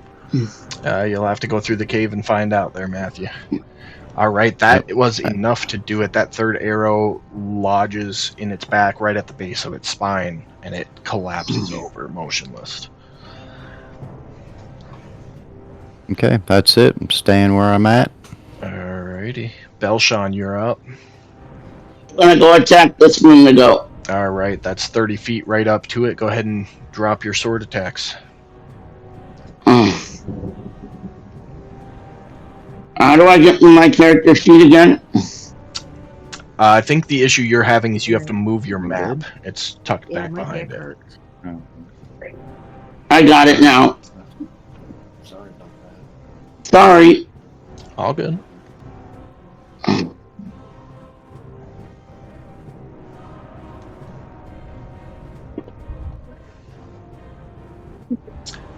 12 is gonna miss.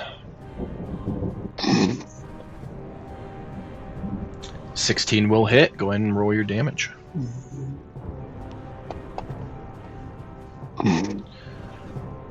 9 damage on it. Let's get that applied. There it goes. Not quite enough to kill it, but this thing now has a big sword gash like over its shoulder, and it's almost there. Anything else for your turn? No, All right. it is not happy, is it? It is the Wendigo's turn. He turns around and just screams. Shit. And that is going to be... Is it calling for help? Hold on 1 second here. There we go. So that is a wisdom save for you, Belshawn. This is a special attack that these creatures have, and it's a large, almost supersonic scream. Where do I go to do saves? I already did it for you. The system did it automatically. But what happened is it's so ear-piercing, it actually stuns you for 1 round, Belshawn.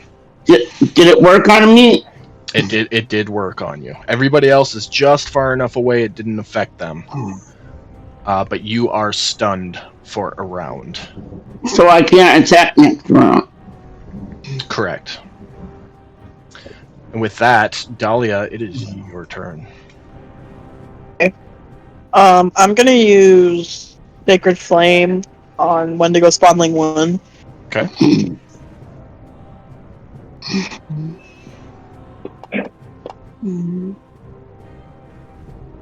Why? It succeeds. No damage. Damn it. Hold on. Okay, I'm gonna cast my spiritual weapon as my bonus action. Okay. He said Well, that's just sad. That is an automatic miss. But it's I a have a spiritual terrible weapon, spirit. so unfortunately nothing happens. What's the range on spiritual weapon, by the way? Let me. It's 60 feet. Oh, okay, so you would have just been able to get it over there. And I'm putting a token up here for you. In just a second. that little fucker's gonna die soon. There you go. I got your spiritual weapon up there right next to Belshawn. Cool, thank you. That's it for my turn. Alright. Hugar, you're up. I'm pissed at that little fucker. I'm gonna continue staying where I'm at. I don't really think I have anything for my turn this go around. Okay. Just for educational purposes, Hugar, what you can do is you can have a ready to action. That's where you hold your action basically in case a situation happens. So in this case, you'd say I'm gonna ready an attack in case something gets within range. If a monster came around that corner and got up next to you, you get a swing at it still, even if it's not your turn. Okay. Would it be okay to do that, or? Absolutely. No, that's in the rule book. That's something you can do. So. Yeah, let's go ahead and do that, and I will ready my great axe, just in case. Perfect. With that, we come back around top of the order with Kelris. Alright, I'm going to say, Hugar, you watch our flank. I'll finish this creature. And I'm going to a bonus action. Hunter's Mark. There's there, way better. And take a shot. Now, do I have to move any, as far as line of sight? No, as, you gotta clean that solid black line right next to your token there. That's the cliff wall or the cave wall. Right, no. I meant for Belshawn, is like he in my way. No. You'd be able to finagle a shot. Okay. All right. Thank you. Being a ranger that specializes in archery, I don't think you'd have any issues there. That'll hit. Right over Belshan's shoulder and right into the face of the Wendigo. That should do it. That is more than enough to do it. Anything else for your turn? Oh, you just obliterated that thing. Yeah, I see the arrow just going by Belshan's head and just piercing it right into its face as it falls backwards into the wall. And that's going to be the end of my turn. I don't think I need to do anything more. All right. Belshan, it is your turn. They're dead. Those two that were in front of you are now dead. There aren't any more enemies. Not right here, there aren't. You haven't checked the rest of the cave yet. So we're still in initiative? Yeah, we're just going to play initiative order here. I think it's a little easier to kind of go through it. Did you want to pick your crossbow up? Yeah. All right. Does his stunned effect cancel out now? Or Yeah, no, that's gone. There it went. So I already moved you your movement to get to your crossbow and pick it up for this round. So. I was. So we're just going to use initiative movement now?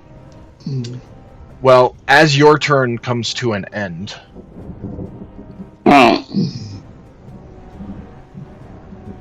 Oh, more come. That's why we're leaving it in initiative. Another one pops around the corner there. That's why we were leaving it in initiative. Exactly. I just had to get to its turn to move it. So, Dahlia, you are up. Okay. Is it the same size as the other one? Hold on. Matthew, I need you to wait till your turn. I can't hear Dahlia if you're talking, okay? All right, what do you got, Max? Well, I'm gonna cast Sacred Flame at it. Okay. I guess.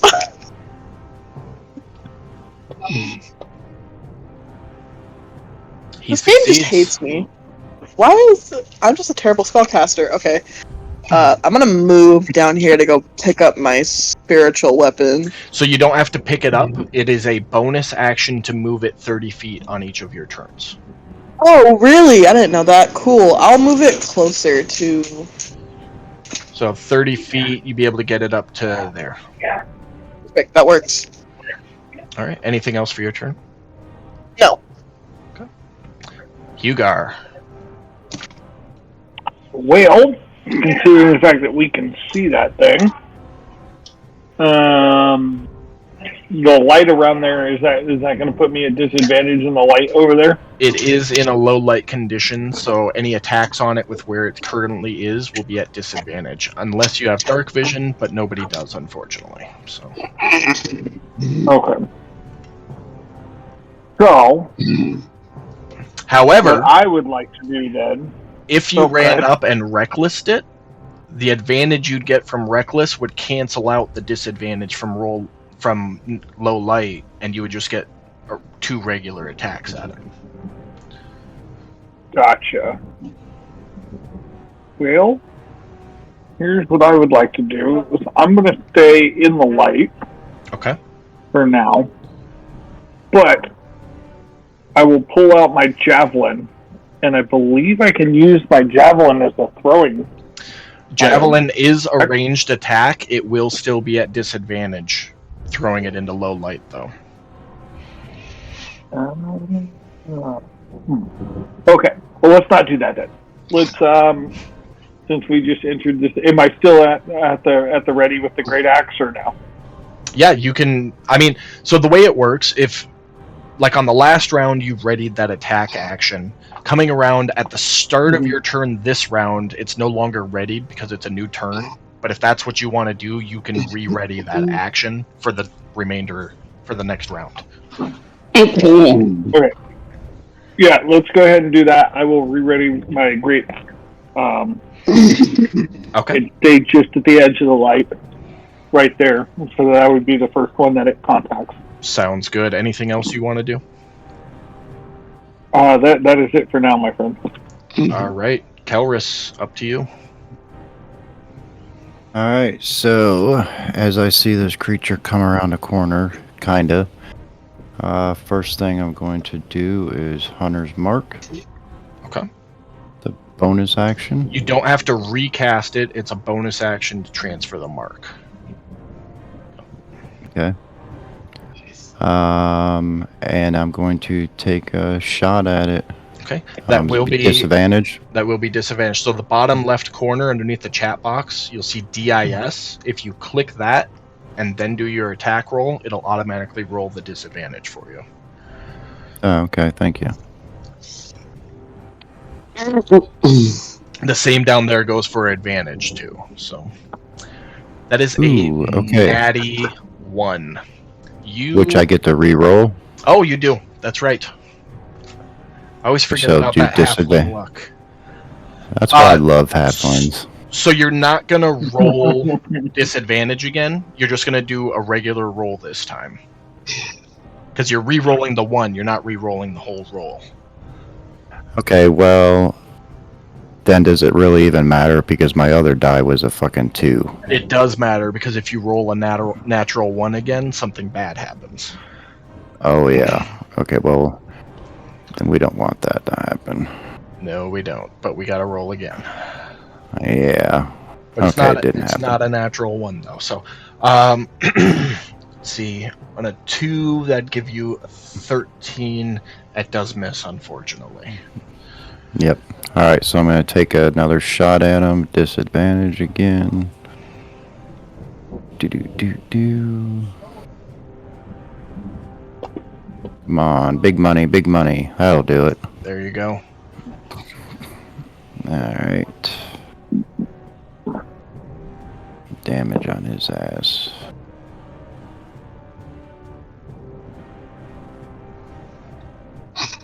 $13 damage.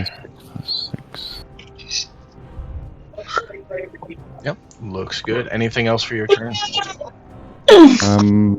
Nope, I think that's it. I'm gonna stay put. Alrighty, Belshawn, you're up. I can't get to him. You could use your action to dash and get to right there, or you've got your crossbow. If you went 30 feet to there, you could get one crossbow shot up. Okay. So roll it twice because it's going to be at disadvantage, and we'll see if you hit. Why is it going to be disadvantage? Because he's in low light. You're shooting into the dark.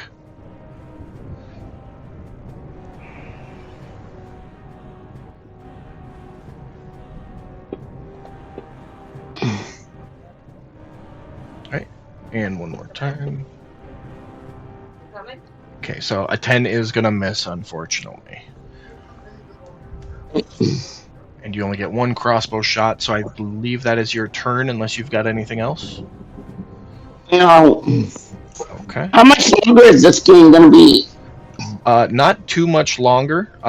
Just depends on how the combat goes. If you need to run, I mean, you're not a prisoner here. So if this is taking too long, you got to jump off. Happy to have you, but you're welcome to leave if you need to. No, I'm good. I was just wondering. Okay, not a problem. So we've got Wendigo Spawnling 2. Are there more Wendigos that we have to find or not? You'll have to wait and find out. I'm not gonna ruin it for you. So he is gonna run up on you, Hugar, and go ahead and take your attack of opportunity against him, Bradley. All right, that's just dropping that +9 die on there, right? Yep, just a normal great axe attack against him. Just one. Yep, you got it. Boom.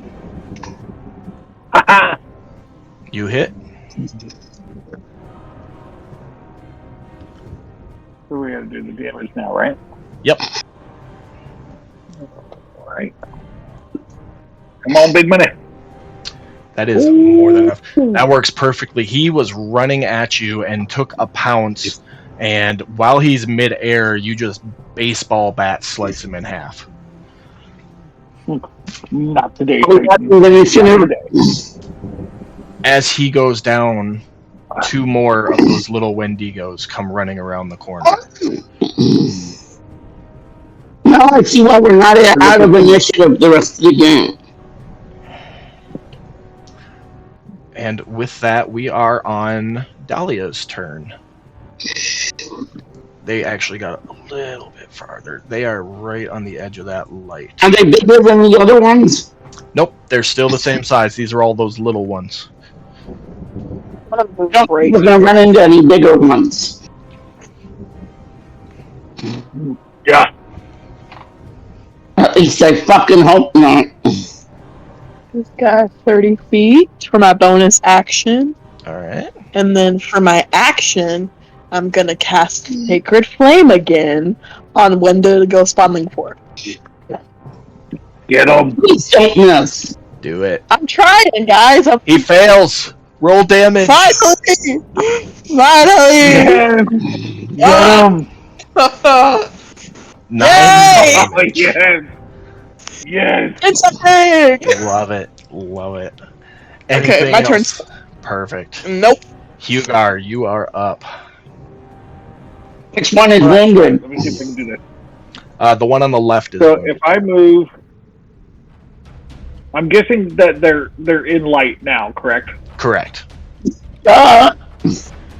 So if I move, say, somewhere roughly around here, would I be able to attack them both? Yeah. Yeah, you're standing right between them. So you can take a swing on one and a swing on the other. So I come running at them like that with the great axe to the side, and as I come up, I'm going to take a big, like, whirlwind swing at them, and I'm going to swing at Spawnling 3 first. Okay. In this whirlwind of mayhem. And hold on, I jacked that up. Come on. Where did my weapons go? Oh, there it goes. Alright, take the whirlwind spin, and here we go. Money. That'll hit. Ooh. 21. Do you want me to swing at the other one, or do you want me to do the damage first? Go ahead and do the damage and then swing at the other one. Swing him in the head. Damage at this one, big money. That is a big 14. Go! Motherfucker! So I continue my swing around. Whoa, what just happened there? Hold on. So ignore that. I don't know why that came up.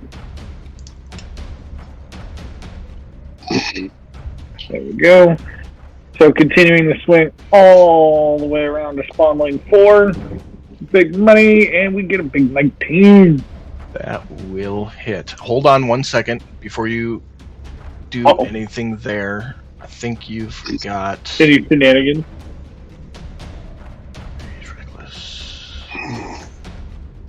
Nope, never mind. Ignore me. That was something else. You're good. Okay, I'm ignoring you.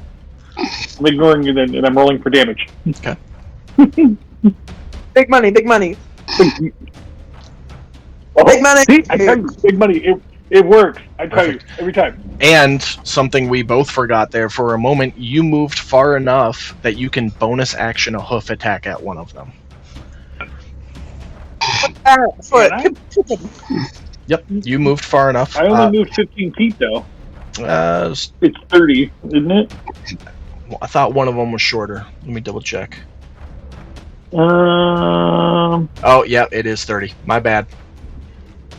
Yeah, because the other one requires you to dash. Should have just gone with it, man. I know, but I gotta play it honestly, okay? If I don't, my girlfriend will reach over here and slap the shit out of me. Fair. I appreciate the honesty. Alright, anything else for your turn? Yeah.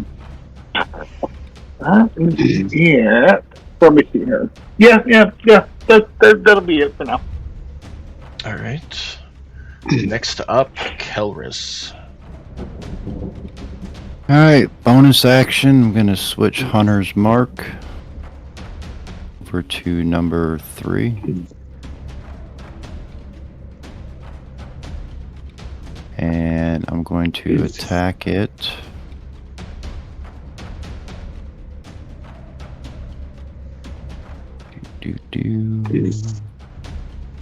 That should do it. That hits. Ooh, double whammy these things.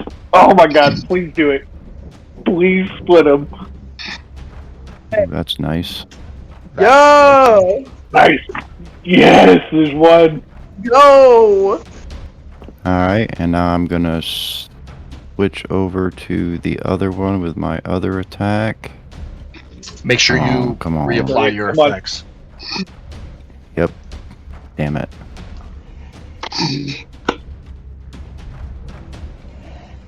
Fighting style. I probably can't switch Hunter's attack because I already used No. a bonus action to do that. Yeah. Well, even if Alright. you hadn't used your bonus action, you have to wait until your next turn to reapply it to a new target. Oh, okay, yeah, after yeah. the creature dies. Yep, that's right. Alright, attack this one. Come on, come on. Nope. Hold on. That's okay. Ah, Nope, that's okay. Don't. You put the wrong effect on you. You reapplied your archery. oh, whoops, sorry. Needed your hunter's prey. There we go. All right, you're good now. Okay, now we'll damage.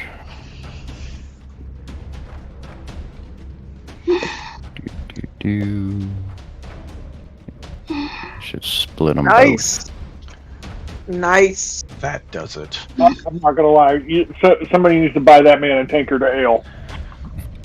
So as soon as I see Hugar take his swings at him, I immediately release 2 arrows, one in each direction, and just as he comes to rest, both creatures fall. Your arrows, true to their mark, launch through the cave, meeting their mark. No sooner than the bodies drop, you hear dunk, dunk, dunk. And around the corner comes this giant Wendigo-looking creature, giant moose antlers stuck off the top of its head, a skull for a face. And I need everybody to go to their main tab and roll me a wisdom saving throw. As this thing lets out a scream at you. Wrong one. Really? A wisdom? Wisdom saving throw. That was- That's it. Go to the main Did I tab. roll one? I'm not sure if I rolled it. Belsham, you're good. Dahlia, you're good. Oh, fuck yeah. Hugar, you're good. Thank God. Just need one from you, Kelris. What does it look like? You can zoom in on it on the map. I can't because I have it minimized so I can see my character. Gotcha. It's a giant, probably 10-foot tall. Almost looks like if you took a moose or a deer, something large like that, and turned it into a quadruped. So it doesn't have the typical horse shape to it. It looks more like an upright, almost werewolf-like body, but with general physical traits of something equine. It's got a skull for a face with glowing red eyes, giant moose. Is he the main Wendigo? head. He very well might be. This is the biggest monstrosity you have seen. Alright, so the results of your wisdom save. This thing comes around the corner, lets out this giant, deafening roar. Belsham and Hugar, you guys are good. You guys passed your checks. Dahlia and Kelris, you guys failed your checks. What that means is you are so scared of this thing as it came around the corner, you are frightened until the end of your next turn, paralyzed with fear. So you can't move. Okay, I have advantage against frightened. Okay, so re-roll your wisdom saving throw.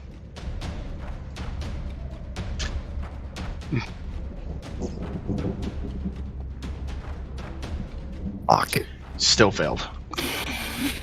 So you are paralyzed with fear until the end of your next turn. So no movement, no action, no bonus action. You're just stuck where you are. okay with me. I'm doing pretty terrible, so it's fine. Belshan, it is your turn.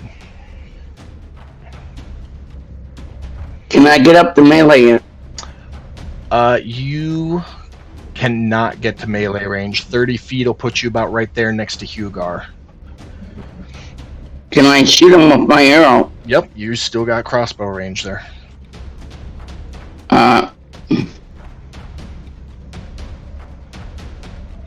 How much armor does he have? You'll have to hit him and find out. 21 will hit.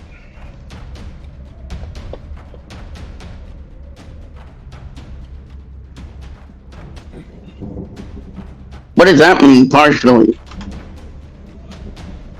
He partially resisted the damage. What does that mean? It means he's resistant to the piercing damage that you just gave him. Oh, so it doesn't do anything? No, it still did 2 damage to him. It just didn't do the full 5 that you rolled. Oh, so the greatsword won't do any damage either? You'll have to hit him and find out. Is he resistant to greatsword? You'll have to hit him and find out. Anything else for your turn? No. Alright.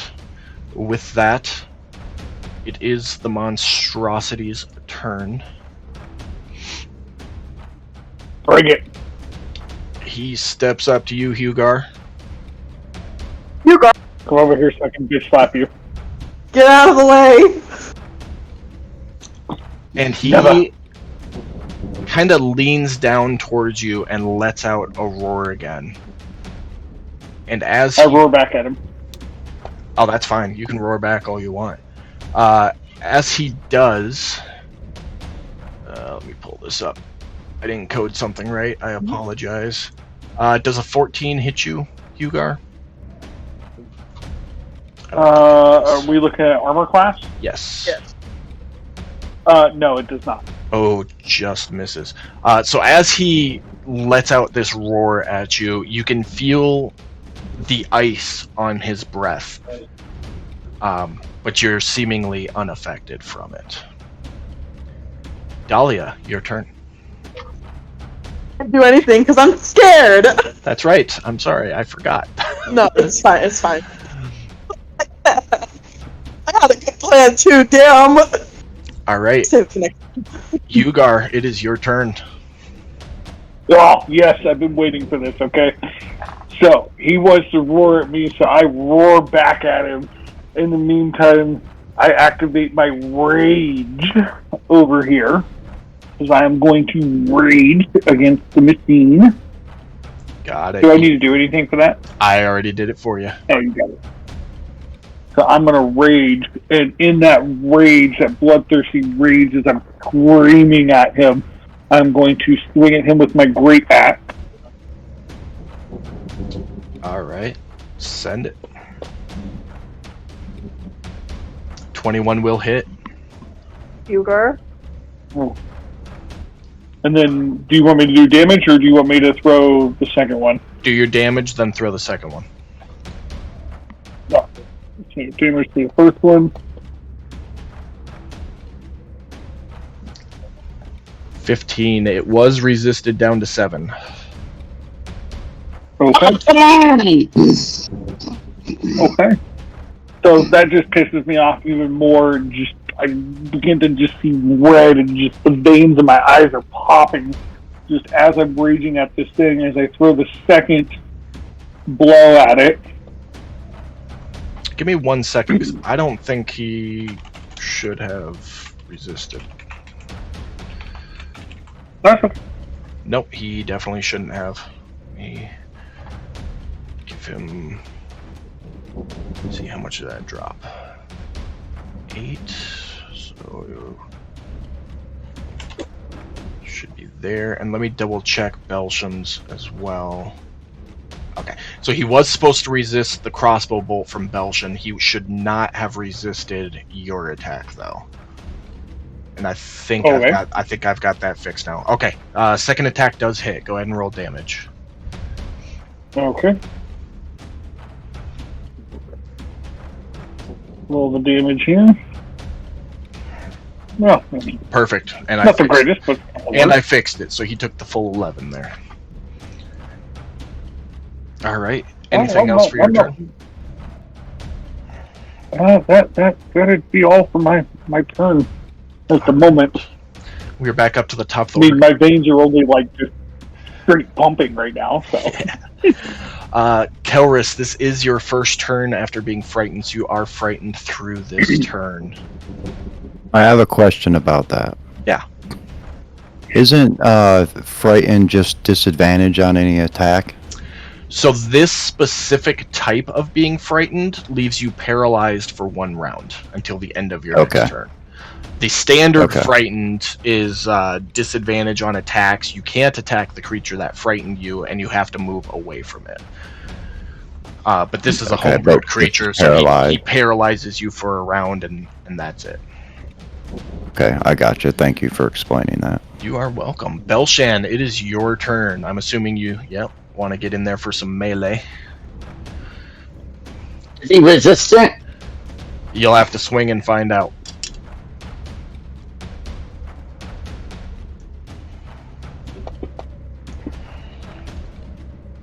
.24 will hit. That is, you rolled for 11 damage. He is resistant to your greatsword. He still took 5 damage, though. How is he resistant to greatsword? Something, you can make an insight check. If you want to try and figure that out. That second roll is a nat 1, so that is going to miss. How do I make an insight check? Go to your skills tab and roll insight. With an 18 insight, you're confident in knowing that this creature has some magical origin and is resistant to non-magical attacks. And that's what's going on. Alright, I tell the group that. Okay. Does that end your turn? Yes. Alright. It is the monstrosity's turn. So he doesn't take damage to non-magical attacks. Correct. So he doesn't take damage to my attacks. He still takes damage, he just resists half of it. Is how that so works. So it still injures him. Say that one more time. So it still hurts him. Yeah, it still hurts him. It just doesn't hurt him as bad. I gotta do this manually. That is definitely gonna hit you, Hugar. He reaches out with his claw and scrapes it against your arm. You take He's almost done. 23 reduced down to 17 damage. I spread it off. It's just done. Dahlia, it is your turn. You are no longer frightened or paralyzed in fear. Okay, perfect. I'm gonna cast Insect Plague on this thing. Okay. Basically what it does is it casts a bunch of swarming biting locusts that fill a 20-foot radius sphere centered on the creature that I choose. Okay. He is resistant to non-magical weapons. Yeah, she's casting a spell magic. at him. It's a spell. I'm assuming you want to put it like there? Yeah, right there's fine. Okay.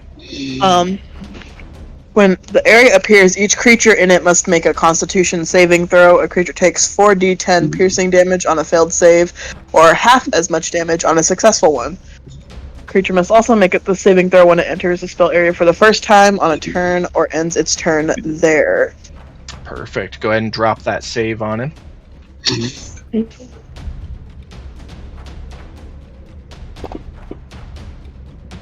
He succeeds, so he's going to take half damage. Go ahead and drop it. Oh, a lot of big numbers there. You rolled 32, so he took 16 of that. Nice. Well, that means I have to mess with her. Not a bad turn. By Insect Plague. And you've still got your bonus action. Yeah, which is I He is am going. not looking good now. Hold on. I'm gonna cast Healing Word on Hugar. Okay. No, you can't. Because Insect Plague is a leveled spell. You can only cast one leveled spell per turn. Okay. Then I will hold on a minute. Look and see what I can do for my bonus action. I can't do anything for my bonus action then. Your spiritual weapon is still out. Oh, yeah. Yeah. You're right. Get that up to Get 'em. there. And you can make an attack with it. Smack him. No, I don't know how to do that. So underneath your spiritual weapon spell, expand it. And you'll see the attack and the damage. Just like you would with an attack spell. He is not looking good now. I mean, oh, It does miss, though. that's fine. Okay, cool. That'll be it for my turn then. Alright, Hugar. I'm still raging at this point, right? Oh yeah, Rage will last, I think it's 10 rounds, or if you go around without getting hit or hitting something. So you've got 10 Gotcha. rounds Okay. worth of raging. Okay. So, since I am continuing to rage and just all the veins in my arms are just pumping out and the eyes bloodshot, I'm going to swing again at this monstrosity, as you call it, with my axe, and I'm going to try to this time just bury this axe as deep as I can in its chest. Okay. Go. Come on. Dirty 20 will hit. It resists it. That did 11 damage there.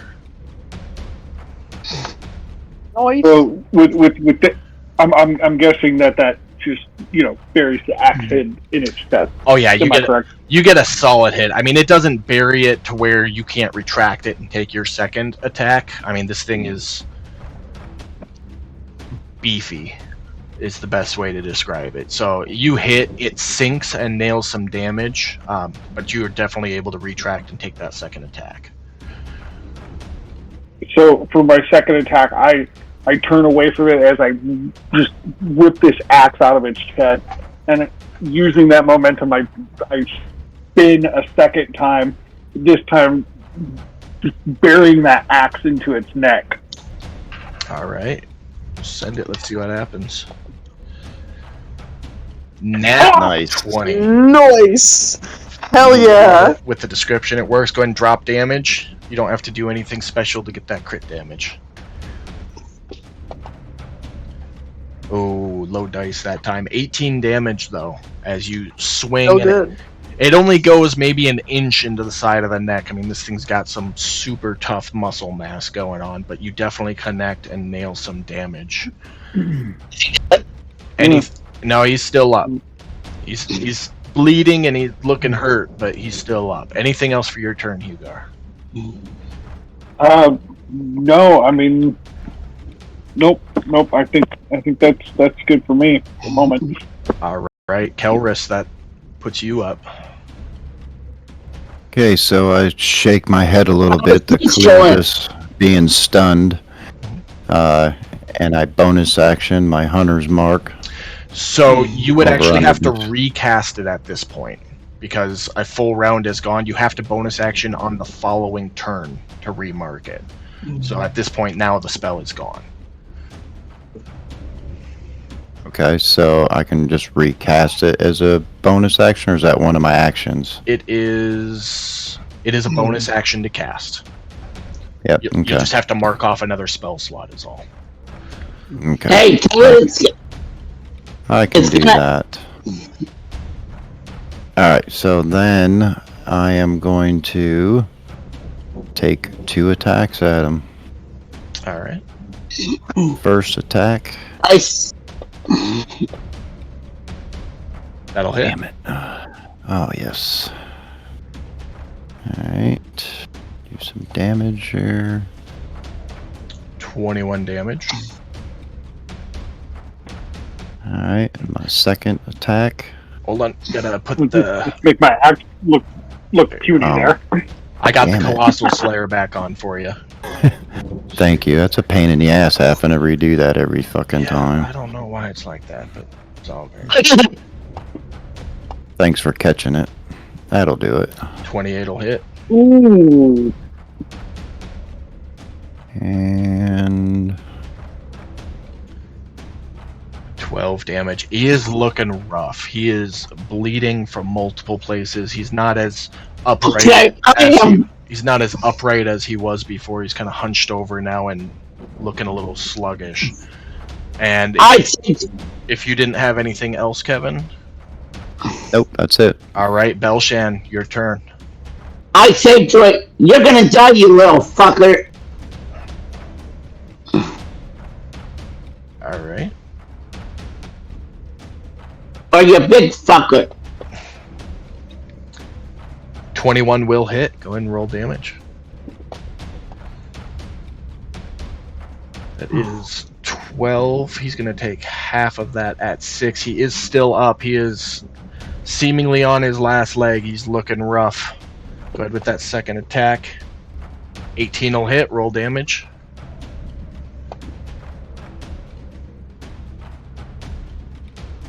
You come down with your greatsword as he's hunched over, hurt, and you lodge your greatsword right between his eyes into his skull, and his body goes completely limp and lifeless, and falls I say, to the take ground. that motherfucker.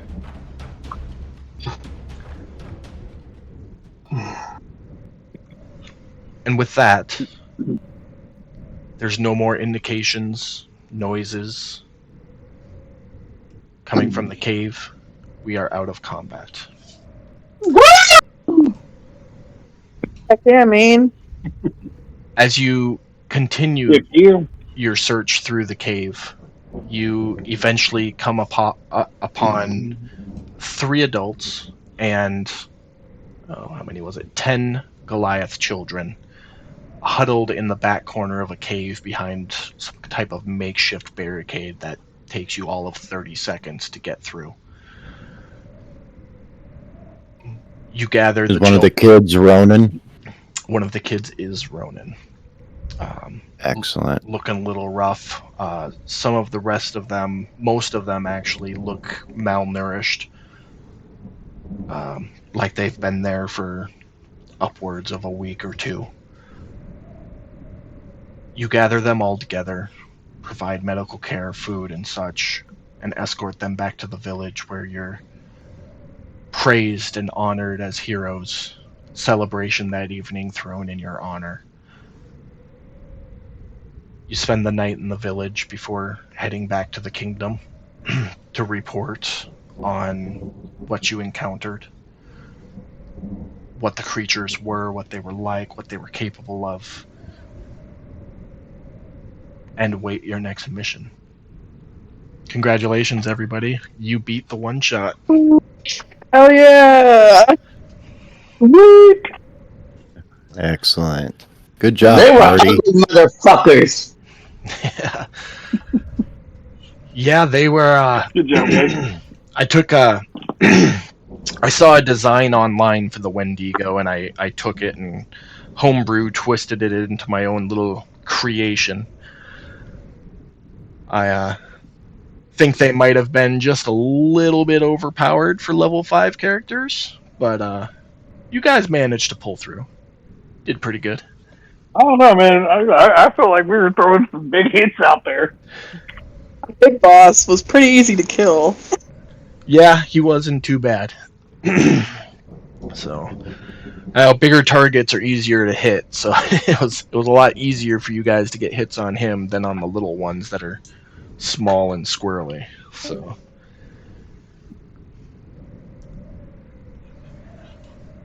but